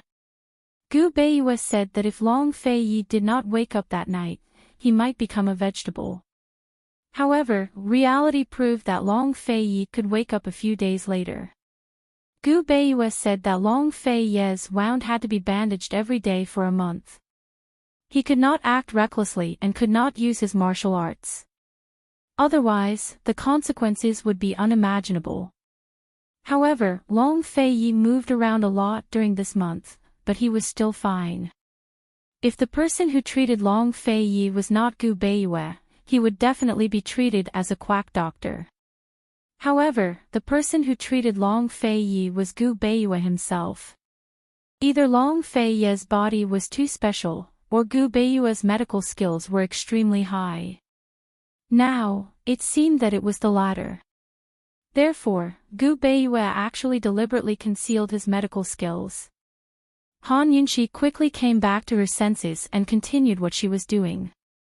She cut open the gauze and unraveled it. Even though she knew that the wound had already healed, she was still very careful. She was afraid that she would hurt Long Fei Yi. Should this prince send someone to prepare a generous gift and send it to Imperial Physician Gu's hometown to thank him for saving my life? Long Fei Yi suddenly said. At this time, Han Yunxi could no longer remain calm. It had always been other people who sent generous gifts to His Highness Duke of Qin. His Highness Duke of Qin had never sent anyone a generous gift before. If the Duke of Qin wanted to send Gu Beiyue a generous gift, it wouldn't be considered a gift. It would be more like a reward. There would be procedures to go through. Once the cumbersome reward process began, they would first have to go to the Imperial Physician Hospital to find out the whereabouts of Imperial Physician Gu's hometown. Then, they would have to find Gu Beiyue. If they couldn't find Gu Beiyue, not sending the reward was a small matter. However, lying to the monarch and asking for sick leave was a big matter. Long Fei Yi, this rascal, was clearly testing Gu Beiyue. Your Highness, how could a mere generous gift be enough to repay the debt of saving your life? As soon as Han Yunxi finished speaking, Long Fei Yi raised his brows and looked over. She hurriedly added, Gu Beiyue is an imperial physician. Treating your Highness is part of his duty. There's no debt of gratitude to speak of. He should be thanking the heavens and earth that he didn't cause your Highness to fall ill. As for the reward, this concubine thinks it's better to forget about it. Han Yunxi's words were so bureaucratic and beautiful, but the actual meaning was, Long Fei Yi. Long Fei Yi. Although Gu Beiyue is suspicious, he didn't try to kill you when your life was in danger. At the very least, he's not your enemy. You should spare him whenever possible. Long Fei Yi looked at Han Yunxi for a long time before saying, You haven't improved, but your mouth has improved a lot. Your Highness is too kind. Han Yunxi didn't dare to look at Long Fei Yi. She lowered her head and pretended to be very serious as she continued to treat the wound. Long Fei Yi didn't have the heart to send the generous gift. As for whether he continued to investigate Gu Beiyue behind the scenes, only he knew. After calming down, Long Feiyi relaxed and lay down, closing his eyes. Han Yunxi's attention quickly focused on Long Feiyi's wound. In front of Long Feiyi's matter, no matter who it was, they couldn't easily disturb her heart and steal her attention. It was quiet inside the house, and it was also quiet outside. The night was cold and the north wind was gradually getting stronger. The white-clothed man stood outside the unlatched window. There was a faint smile at the corner of his mouth, as if no one and nothing could ever break this Ningjing that came from the depths of his heart. Seeing that Han Yunxi had completely removed the gauze, he seemed to have no interest in the recovery of the wound. He turned his head and quietly disappeared into the night. The gauze on Long Feiyi's wound was completely removed. Because of a month of bandaging, the large patch of skin over his heart was much paler. There were bits and pieces of greenish-black medicine residue scattered over it. There was a scar that was more than an inch long near his heart. It looked somewhat sinister under the pale skin. The scar was a memory that the body left for its owner. Han Yunxi looked at the scar and recalled everything that had happened in the U prison. Then, she looked at Long Feiyi's handsome face that was as cold and silent as ever. Her heart still felt afraid. Long Feiyi, thank goodness you're still alive in this world. When nothing happened, Long Feiyi opened his eyes. What's wrong? It's nothing. I'm just letting the wound breathe. As Han Yunxi explained, she took care of the dregs of the medicine and disinfected them. Then everything was settled. She hadn't even put on her clothes when Chu Shifeng rushed in. Your Highness, Your Highness. Chu Shifeng was holding a secret missive in his hands, as if he had something urgent to discuss. But Long Feiyi didn't panic. He didn't say a word, but waved a hand to indicate that he should withdraw. Chu Shifeng saw the scene on the bed and knew that esteemed Wang Fei was treating his master's wounds. Still, he only coughed twice before withdrawing from the room. It made Han Yunxi feel like she'd been caught in a thief's trap. Long Feiyi was calm and said lazily, "Help me change my clothes." Then he got off the bed and spread his arms. His wound was already healed, but he still needed someone to help him. It had to be said that Han Yunxi had no ambition at all. She didn't fuss over the matter, but secretly rejoiced. She didn't laugh out loud, but it was written all over her face. She took out Long Fei's clean, pure white undergarments and loose, soft purple robes and helped him put them on. Although she hadn't had many chances to change his clothes in the past month, she still had plenty of practice, so she was quite experienced at it. Dressing him, arranging his collar, cuffs, belt, and jade pendants were all done in 2 or 3 moves. If her second skill apart from poison was to help this guy change his clothes, would she be despised by some people? But Han Yunxi was happy and willing to do so. Who cared what others said, as long as she was happy? She wouldn't admit to being a masculine woman, nor would she admit to being a little woman. She was herself, Han Yunxi. Once she was dressed, Han Yunxi mimicked the servant girls and bowed respectfully. Your Highness, may I summon Guard Chu now? Long Feiyi gave a start, but didn't say anything. Instead, he smoothed out her bangs and walked out himself. Han Yunxi absolutely adored his actions. She rubbed her own face and tidied herself up before following him out. Your Highness, there's news from the capital. Qian Rong and the movers in the storehouses can all prove that the grain we bought came from the imperial uncle's estate. Chu Shifeng had brought good news. All of Tianning was praising Long Feiyi's glorious achievements while discussing where he'd found so much grain. Naturally, he had to give everyone an explanation. Of course, he wouldn't give the answer himself, but let the imperial uncle do it. Is there anything else official you hasn't said? Long Feiyi asked. Han Yunxi replied with 2 words. Last words. Chu Shifeng almost burst out laughing. Yesterday, he'd gone to visit Official Yu in the Provincial Guard's prison cells. Official Yu was the Assistant Minister of the Ministry of Revenue, second only to the Minister of Revenue. He held great power over the finances and was notoriously difficult to deal with in court. He had no idea how esteemed Wang Fei had tormented him, but the man was completely docile. Even when he saw a guard like Chu Shifeng, he was respectful and answered all of Chu Shifeng's questions. Most miraculously, Official Yu didn't have a single injury on his body. It was impossible to tell that he'd been tortured into confessing.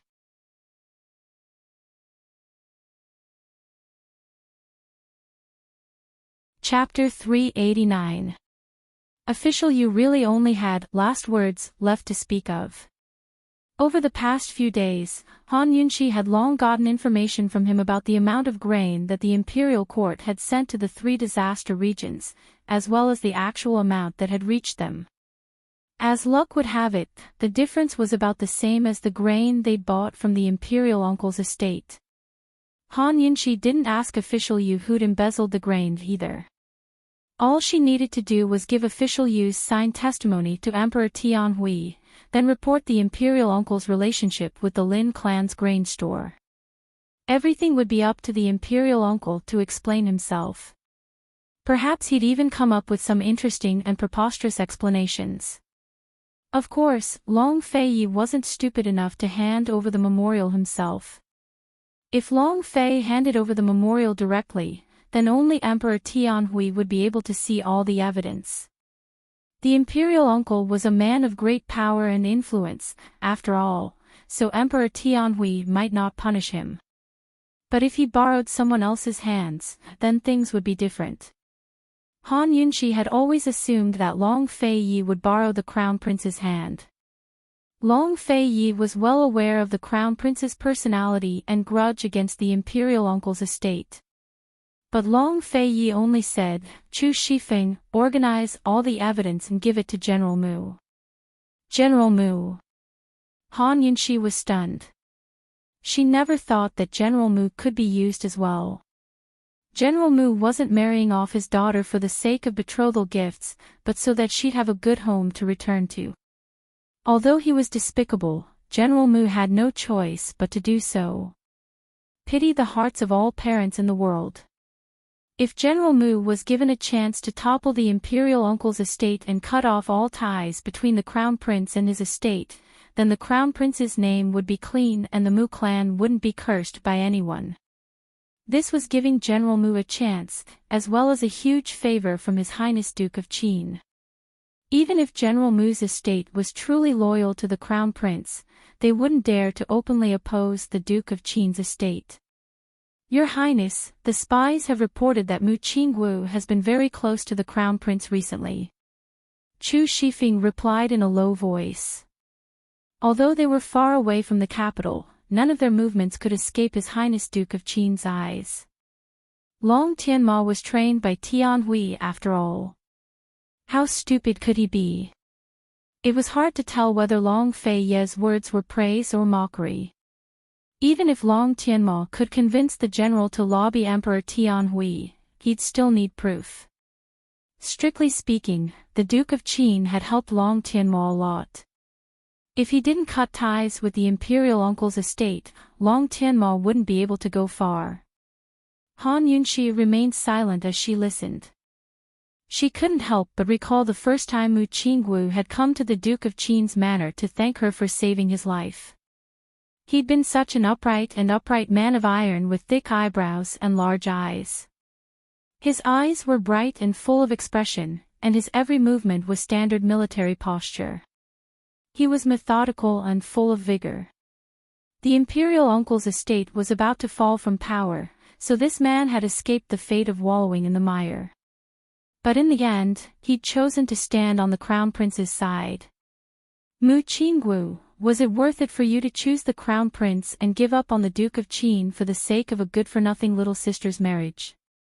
Many years later, Han Yunxi would find out that Mu Qingwu hadn't chosen the crown prince or the Duke of Qin, but her. There were some things that even the smartest person couldn't see through. That was because some things could be done with the heart, not the brain. It was hard to guess the human heart. Chu Shifeng organized the evidence and personally escorted official Yu back to the capital with Nangua Mingda, who was on his last breath. Everything was packed into a large wooden chest and transported to the courtyard of the general's estate. General Mu, this is His Highness Duke of Qin's gift for you from the disaster areas. Please kindly accept it, Chu Shifeng said respectfully. I don't dare accept. General Mu quickly bowed with hands clasped in front. Even a great general like Tiger had to admit defeat before the Duke of Qin's might. The political situation was changing and public opinion was turning the skies upside down. General Mu had lived in seclusion ever since Mu Liuyue's wedding, but he still kept an eye on the situation. He never guessed that the Duke of Qin would send him a gift, but he could guess what it was. This soldier thanks Your Highness for the gift. Please pass it on for me, Guard Chu. I will take care of the things. This one will take his leave, Chu Shifeng said before leaving. A few days later, Long Fei Yi and Han Yunxi received a messenger pigeon in the distant disaster areas. The situation in the capital had changed drastically. Emperor Tianhui was still recuperating from his illness, so General Mu brought young General Mu Qingwu and a dozen or so court officials to kneel before the palace gates and plead for mercy on behalf of the disaster victims. They accused the imperial uncle, Li Shirong, of bribing official Yu of the Ministry of Revenue and bribing officials, as well as colluding with the powers of the black market to embezzle the disaster relief supplies. In the end, Emperor Tianhui received an audience despite his illness. He ordered the Crown Prince to be the judge and the Ministry of Justice to cooperate fully to investigate the case. Apparently, because Emperor Tianhui put the Crown Prince in charge of the case, the Empress Dowager had caused a ruckus at Yangxin Palace for 3 days and 3 nights. Emperor Tianhui had no choice but to hide. Now that things had gotten to this point, what else could Emperor Tianhui do? He could only borrow the momentum to push the Crown Prince forward and make him look like a man who placed righteousness above family. Less than half a month later, the entire case was revealed with irrefutable evidence. The imperial uncle was stripped of his title of duke and demoted to a commoner. Half of his family's property was confiscated, and he plummeted from his lofty perch into the mud. If this case hadn't been tried and judged by the Crown Prince, then perhaps the imperial uncle wouldn't have ended up in such a miserable state. He would have lost his position as duke and his family's fortune, but this time, the imperial uncle lost the Crown Prince. The Crown Prince was the imperial uncle's future, but he'd already lost it. Who else in the court dared to associate with him or form an alliance with him? Instead, it was the neutral General Mu's estate that replaced the imperial uncles as the center of power. Mu Liuyue's loss of face at the wedding was finally redeemed this time. It was also at this moment that General Mu became the Crown Prince's true backer. Emperor Tianhui stood on the roof of a tall building overlooking the capital city. Eunuch Luo, this result can be considered as Tianma getting a share of the action. Emperor Tianhui was quite satisfied with the results. At least General Mu and the Crown Prince had won over the hearts of the people, especially the Crown Prince. This was the first time he'd risen to prominence after recovering from his illness. Your Majesty, your heart still loves His Highness Crown Prince, Eunuch Luo chuckled. How could Eunuch Luo know the depth of the situation? He was only saying pleasing words. Emperor Tianhui only smiled without a word. A son inheriting his father's legacy was the same, even for the throne. As an emperor, he was very clear that his best choice was the Crown Prince. Currently, Long Fei Yi and Han Yunxi had climbed to the top of South Ning Prefecture's tallest mountain and were looking towards the north. Your Highness, you're single-handedly cultivating the Crown Prince into a formidable opponent, Han Yunxi grinned. First, your lordship has to cultivate him into a formidable opponent for Tianhui. Long Fei Yi was very direct. Compared to Emperor Tianhui, Long Fei Ye's imperial uncle understood Long Tianma better. Emperor Tianhui must have forgotten how cruel he'd been to Long Tianma in the past, but Long Fei Yi remembered. Long Tianma remembered even more.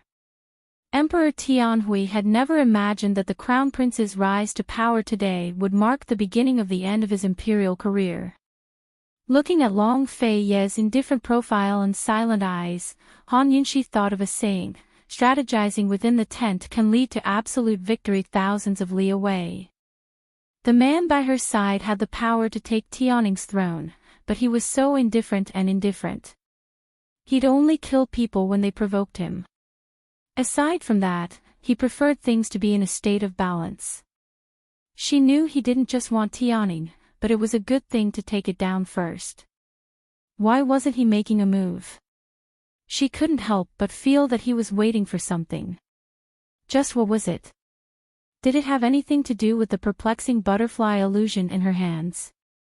Han Yunxi couldn't help but yawn as the cold wind blew against her face. Long Fei Yi immediately took off his cloak and covered it with hers before pulling her into his arms. Stand with your lordship for a while longer. Han Yunxi murmured. At this moment, Chu Shifeng suddenly descended in a hurry, as if he had something to report. But he held back and said, Your Highness, it's windy here. It's better to go back. Han Yunxi was still lost in her thoughts and didn't notice Chu Shifeng's strange behavior.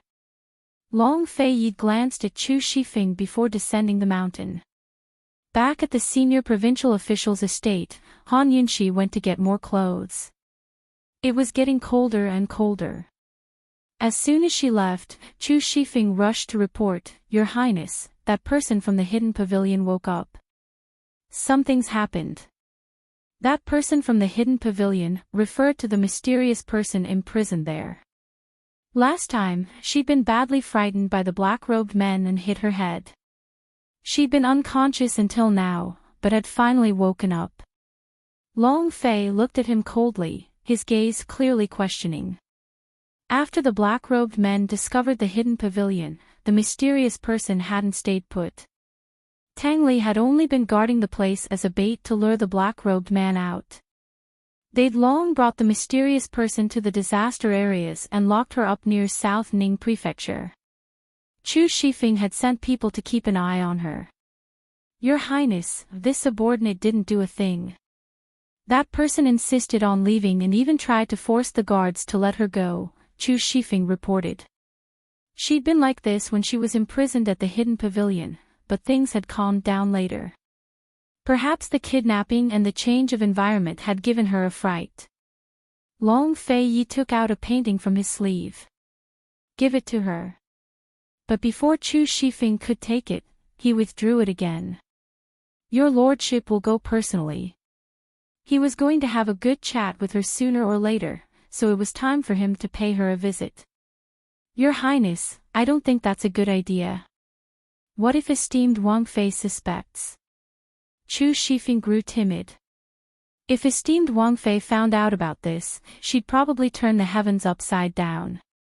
Just keep your mouth shut, Long Fei said coldly. Chu Shifeng was still very nervous. After all, this wasn't a small matter, nor was it a big deal. Your Highness, what if esteemed Wang Fei asks where you went? Chu Shifeng asked next. Long Fei Yi didn't answer, but simply left. Chu Shifeng hesitated for a long time before following after him. If esteemed Wang Fei can't find me, then there's no need to lie. Long Fei Yi arrived at an abandoned courtyard on the outskirts of the city when all the guards appeared. He gestured for them to withdraw and personally opened the door. Who could be imprisoned inside?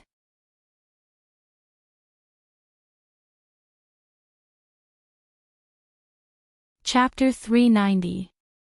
Squeak! Long Fei personally pushed open the gates to the courtyard, disturbing the silence of the courtyard and startling all the birds that were perching there. Long Fei Yi went inside and closed the gates himself. By the time Chu Shifeng arrived, it was already too late to enter. As soon as Chu Shifeng arrived, a few guards appeared as well. "Boss, why did His Highness come in person?" "Boss, just who's locked up inside? Everything's been so secretive the entire time. Could it be, it's not a person?" "Boss, to be honest, we've been with you for so many years. Don't you trust us? Why can't we know if Li Xiaoxi knows?" Chu Shifeng was used to letting the guards complain, but now he knitted his brows and said coldly, "Trust? Can your mouths be tighter than a dead man's?" Everyone fell silent at his words. Dead people's mouths were the tightest. Without a doubt, Li Xiaoxi wouldn't live for long. "I can't even ask about His Highness's matters, much less you lot. All of you, behave yourselves," Chu Shifeng said before jumping onto the wall to stand guard. Once the crows and magpies had all flown away, the courtyard returned to silence. But no matter what happened, it had nothing to do with that person. She couldn't hear a thing. She was currently standing by the wall, 2 sharp stones in her hands. She was chiseling away at them, but her strength was limited. She couldn't make a dent no matter how long she tried. Her emotions were agitated, her face stern as she gritted her teeth. She was as stubborn as an ox. Long Fei Yi had already walked up behind her, but she still didn't realize. Long Fei Yi looked her up and down with cold eyes before asking, who gave her the stones. Li Xiaoxi, who was standing guard on the side, immediately appeared and reported, "Your Highness, she asked for it herself." As soon as this subordinate took it away, she tried to kill herself. This subordinate could only let her be. Useless thing.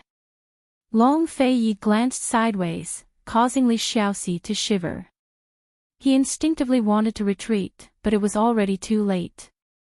Long Fei Yi's sword was so fast that Li Xiaoxi did not even notice the movement of his sword. When he came back to his senses, he saw the blood splattering from his abdomen. Long Fei Yi put his sword back into its scabbard.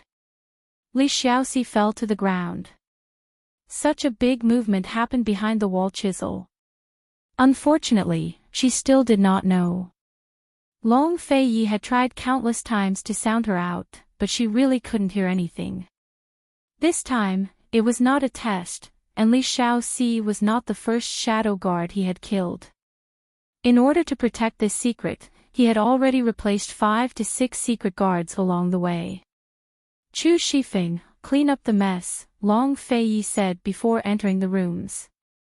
Chu Shifeng assumed that His Highness would talk to the person himself, but His Highness allowed her to keep chipping away at the wall. He couldn't figure it out, but he didn't dare to ask more. He personally disposed of Li Xiaoxi's body. He had followed His Highness for so many years, but this was the first time he had seen His Highness so carefully guarding a secret. His Highness was not even this careful when it came to protecting his own life. He knew that this secret didn't belong to the person imprisoned here, but to this person herself. Currently, Han Yunxi had long changed her clothes and returned to the guest hall, but Long Fei Yi was nowhere to be seen. She searched the entire hall, but didn't see Long Fei Yi anywhere. Where was he? Su Donglin. Han Yunxi gave the order, and the little guard Su Donglin appeared. As soon as they left the black market, Long Fei Yi had given him to Han Yunxi as an attendant. "Where's His Highness?" Han Yunxi asked. "I didn't see him, but I did see our boss leave for the southern outskirts," Su Donglin replied honestly. Han Yunxi was puzzled. It looked like Long Fei Yi had gone out. Was it an emergency? Over the past month, she had gone down south with Long Fei Yi to provide disaster relief. They had spent more time together than they had in the past year combined. Although Long Fei Yi had never purposely told her where he was going, she knew every time he went out to do something. Where did he go this time? What was he doing? Was he looking for food? The imperial uncle's estate had already fallen, but the disaster relief was still going on. The food they had sent down was only barely enough to help the victims survive this winter. The coming spring would be the most difficult time. They still had to think of a way to find food. Han Yunxi thought about it for a while before deciding to change her clothes. If Long Fei Yi was in a rush to find food, then even if he didn't wait for her, he would have given her a heads up. Could it be a private matter? The people from the Tang sect are here again. Han Yunxi muttered to herself. Esteemed Wang Fei, what are you saying? Su Donglin timidly asked. Nothing, just pass on the meal, Han Yunxi mused. Habits really are scary. By the time they returned to the capital, Long Fei Yi would be so busy that she wouldn't be able to get used to it. Han Yunxi stood alone by the door, staring at the clear skies. It wasn't clear what she was thinking, but her thoughts soon wandered off. Abruptly, a warm voice spoke up from behind her. Miss Yunxi, long time no see. May I have a cup of tea to drink? Han Yunxi jumped in fright and spun around, only to see the white-robed, masked gentleman she'd met at the sky pit. He was sitting by the tea table and had already steeped a cup of tea. Han Yunxi quickly ran inside and shut the door. How did you? Han Yunxi was both frightened and moved at the same time. Miss Yunxi seems very nervous. The gentle laughter of the young man in white gave people endless imagination. What kind of face did he have under the mask? Do you know how many guards there are outside? Oh. Heaven knows how many guards Long Fei Yi had left at the senior provincial official's estate, but this white-robed man had managed to fool all of them to sit in Long Fei Yi's seat and make tea. Han Yunxi was still worried and locked the door. Could it be that His Highness Duke of Qin doesn't welcome me? The white-robed man teased. Whenever Han Yunxi mentioned the Shadow Clan or Western Qin's imperial family to Long Fei Yi, he'd avoid her. It wasn't clear whether he wasn't interested, or didn't want to talk about it. She didn't know what Long Fei Yi's attitude towards this gentleman from the Shadow Clan was. But she wasn't an idiot. How could there be such a coincidence in the world? How could the white-robed man show up as soon as Long Fei Yi was gone? This white-robed man obviously took a fancy to Long Fei Yi's absence and came here. You should know better than me whether I'm welcome or not, Han Yunxi smiled. Miss Yunxi is truly intelligent. The white-robed man poured tea for her like a master of the room, his movements elegant and casual. Han Yunxi wasn't in the mood for tea. She placed a hand on the table and asked, "Are you here for me, or for the poison beast?" She'd asked him this question before, but he'd said he'd answer it the next time they met. Now it was time to give her an answer. He had to be a member of the Shadow Clan. If he was here for her, then her identity was confirmed. Han Yunxi was very anxious, but the white-robed man was leisurely and self-satisfied as he began to play Tai Chi, good tea. As expected, His Highness Duke of Qin's tea is extraordinary. Those who don't believe can't be friends. You can leave. Han Yunxi was unhappy. She couldn't be friends with people who didn't keep their promises. This man had clearly promised her. She had been waiting for a few months, hoping for a few months, and when he finally agreed to come, it turned out to be like this. Miss Yunxi, I'm here for the poison beast, the white-robed man finally said, a hint of helplessness in his eyes. Then why did you risk your life to protect me? Han Yunxi wouldn't believe him so easily. If Jun Yixia had bullied any other girl that day, this one would have risked my life to save her too, the white-robed man explained. Han Yunxi shook her head. You're lying. Miss Yunxi, could it be that in your heart, people always have a motive for helping each other? The white-robed man asked. Han Yunxi gave a cold snort. You're lying. If you're here for the poison beast, why didn't you take it away? The white-robed man was Han Yunxi's savior, but she was still calm and objective before him. The white-robed man retorted, the poison beast has already recognized its master. Do you think I can take it away? Lil Thing really was clinging to her, so no one could take it away. A complicated look flashed past Han Yunqi's eyes before she asked, "You knew long ago that the poison beast would recognize its master?" The white-robed man laughed. "Miss Yunqi, if I knew long ago that the poison beast would recognize you as its master, why would I go through the extra trouble of following you into the sky pit?" After circling around the topic, Han Yunqi discovered that this white-robed man had calmly answered all her questions with a few words. Could it be that she and Long Feiyi had been overthinking things? "You're from the Shadow Clan?"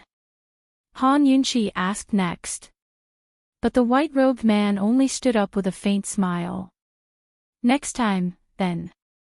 If we meet again, I'll answer you. This move again." Han Yunqi wasn't going to let him go so easily, but Su Donglin's voice came from outside.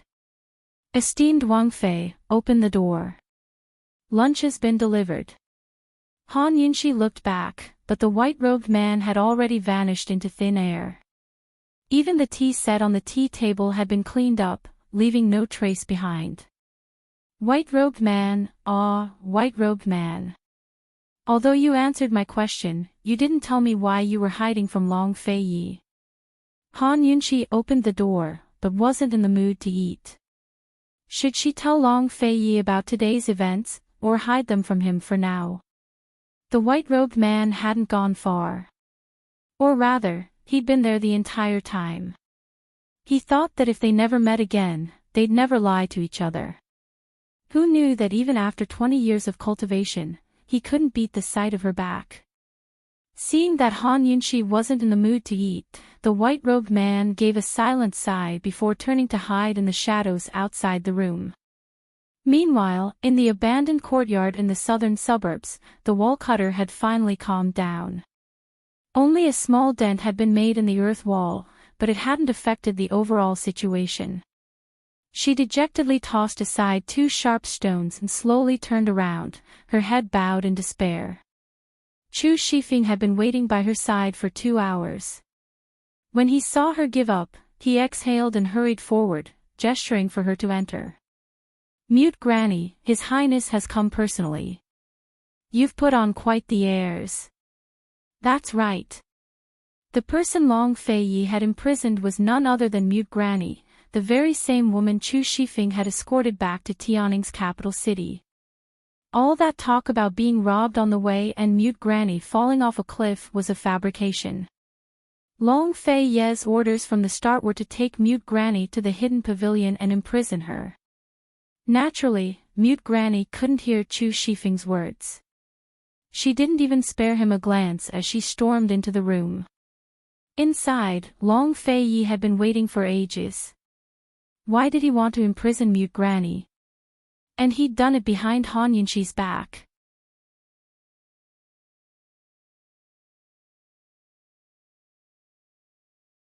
Chapter 391. Mute Granny stormed into the room, only to run into Long Feiyi, who was brewing tea by himself. Long Feiyi's powerful aura was enough to intimidate anyone, but Mute Granny wasn't afraid at all. She walked in openly. She'd been waiting for the right person to show up. She remembered clearly that Ling Er's friend had brought the young miss to the Mu estate to look for her. Later, the Mu clan head's guards had arrived and they'd started fighting. Afterwards, she'd fallen unconscious. By the time she woke up again, she'd been imprisoned by these people. Who were they? And how had they taken her out of the Mu estate? She'd been locked up in a secret room, where that ice-faced young man would occasionally visit her. Later on, a group of bandits had come to kidnap her, but they'd failed to do so. She'd been waiting this entire time to see what they wanted to do, but they'd never made a move. Since they weren't doing anything, she was going to make a scene and force the right person to show up. Mute Granny walked towards Long Feiyi step by step. Long Feiyi glanced at her before setting down a teacup and pouring tea. Mute Granny was both deaf and mute, so Long Feiyi's words were useless. He was inviting Mute Granny to sit down. Mute Granny glanced at him. She understood, but she didn't sit. Instead, she stood in front of Long Fei Yi. She wanted Long Fei Yi to stand up. Long Fei Yi tapped the side of her teacup with his head still bowed. But Mute Granny suddenly took out a sharpened stone from her sleeve and pressed it against her neck. She opened her mouth as if she wanted to say something, but unfortunately, she couldn't make a single sound. "Your Highness, she's trying to kill herself," Chu Shifeng cried out from behind. He'd felt sorry for little Li Si before, but now he wanted to kill him again. He'd made him stay close to Mute Granny, but he'd made Mute Granny grind out such a sharp stone and hide it on her body. Long Fei Yi remained unmoved. How could anyone hide their actions from him when they were standing right in front of him? He still didn't raise his head. Once again, he knocked on the table beside Mute Granny's teacup. Mute Granny didn't move, nor did Long Fei Yi. After a while, Chu Shifeng saw that Mute Granny's sharp stone had already drawn blood on her neck. He couldn't help but remind her, "Your Highness, you're bleeding." After spending so much effort to imprison this person, he still hadn't found the antidote for the broomcorn millet poison, and he still hadn't gotten the secret out of her. If something were to happen to her, wouldn't he vomit to death? However, Long Fei Yi did not move. Who knew that Mute Granny would suddenly raise the stone and stab it into her throat? In that split second, Long Fei Yi flung his teacup at Mute Granny, smashing the stone away. Mute Granny wanted to pick it up, but Chu Shifeng immediately kicked her aside. Mute Granny's face was full of fury as she glared at Long Fei Yi, her mouth agape. If she could speak, she'd be screaming at Long Fei Yi. Mute Granny wanted to throw herself at Long Fei Yi, but Chu Shifeng quickly pulled her back and tied her hands behind her back. Mute Granny stomped her feet and struggled, but in the end, she was no match for Chu Shifeng's strength.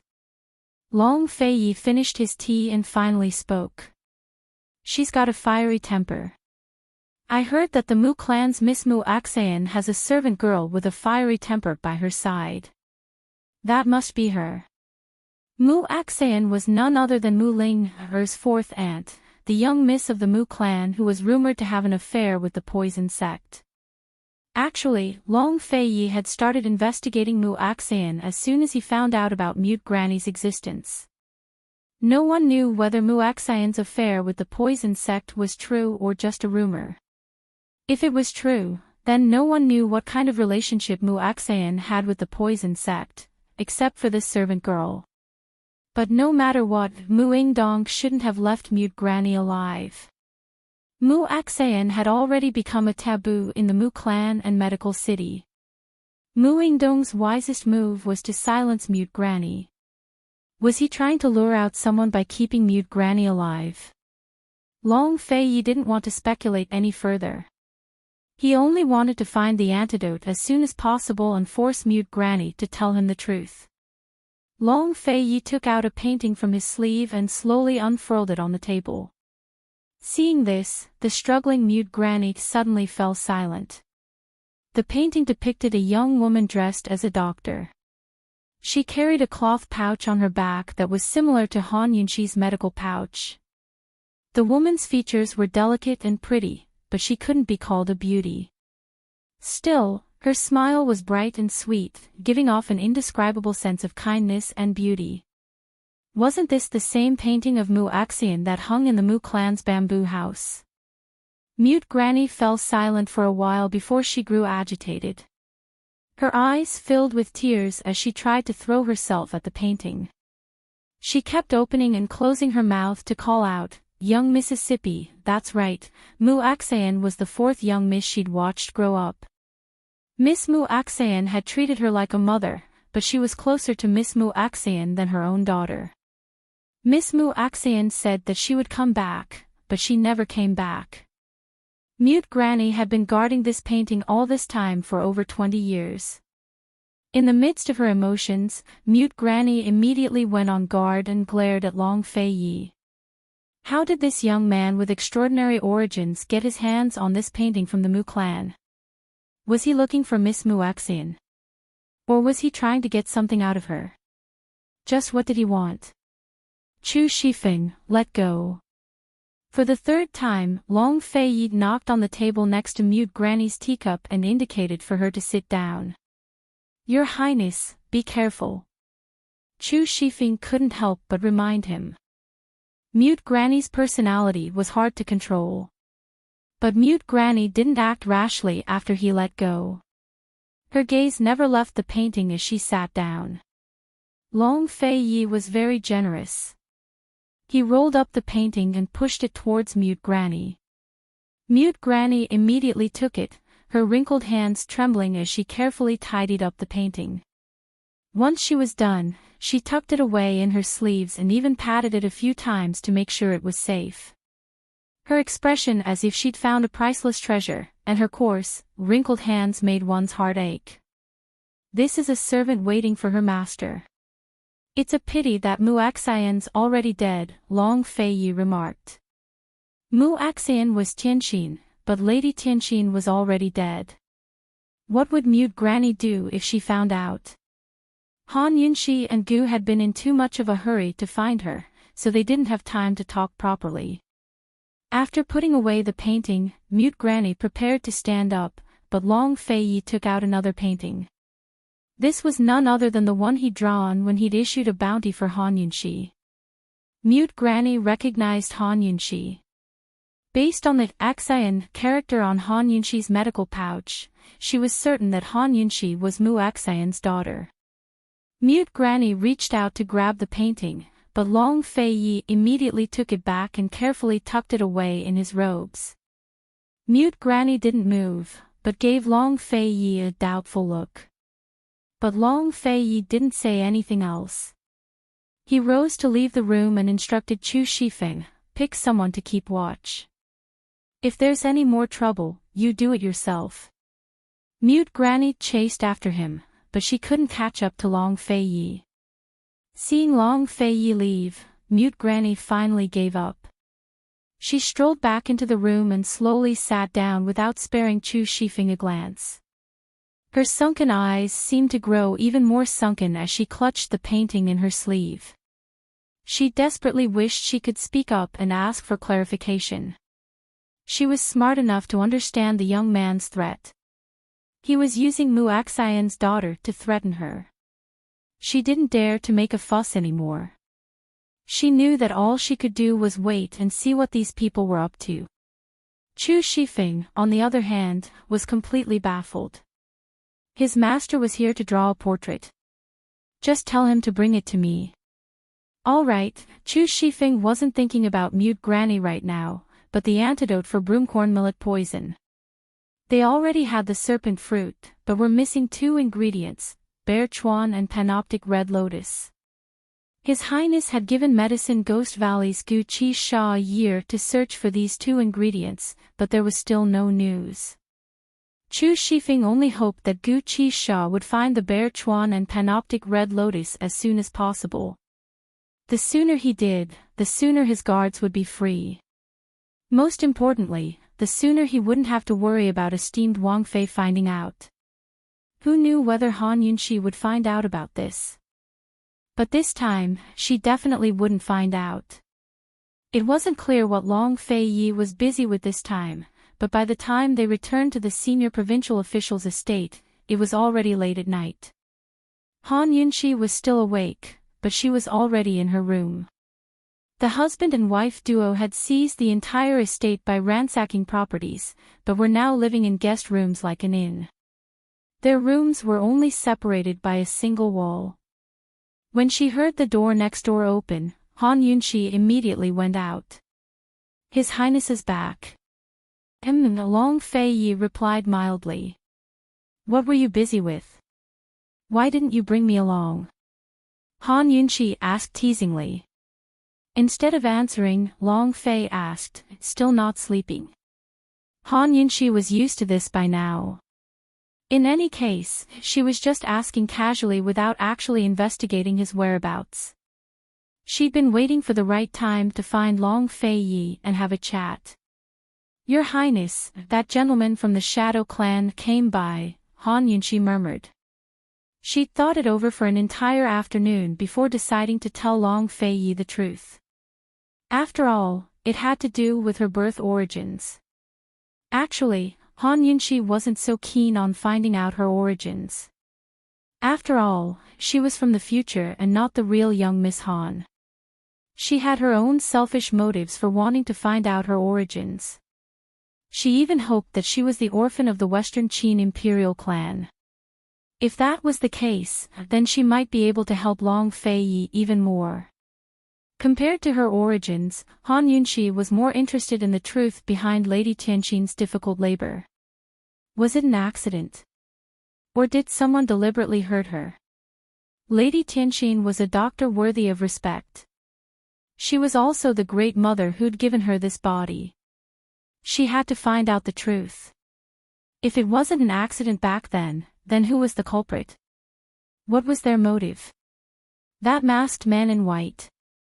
Long Fei Yi was very surprised.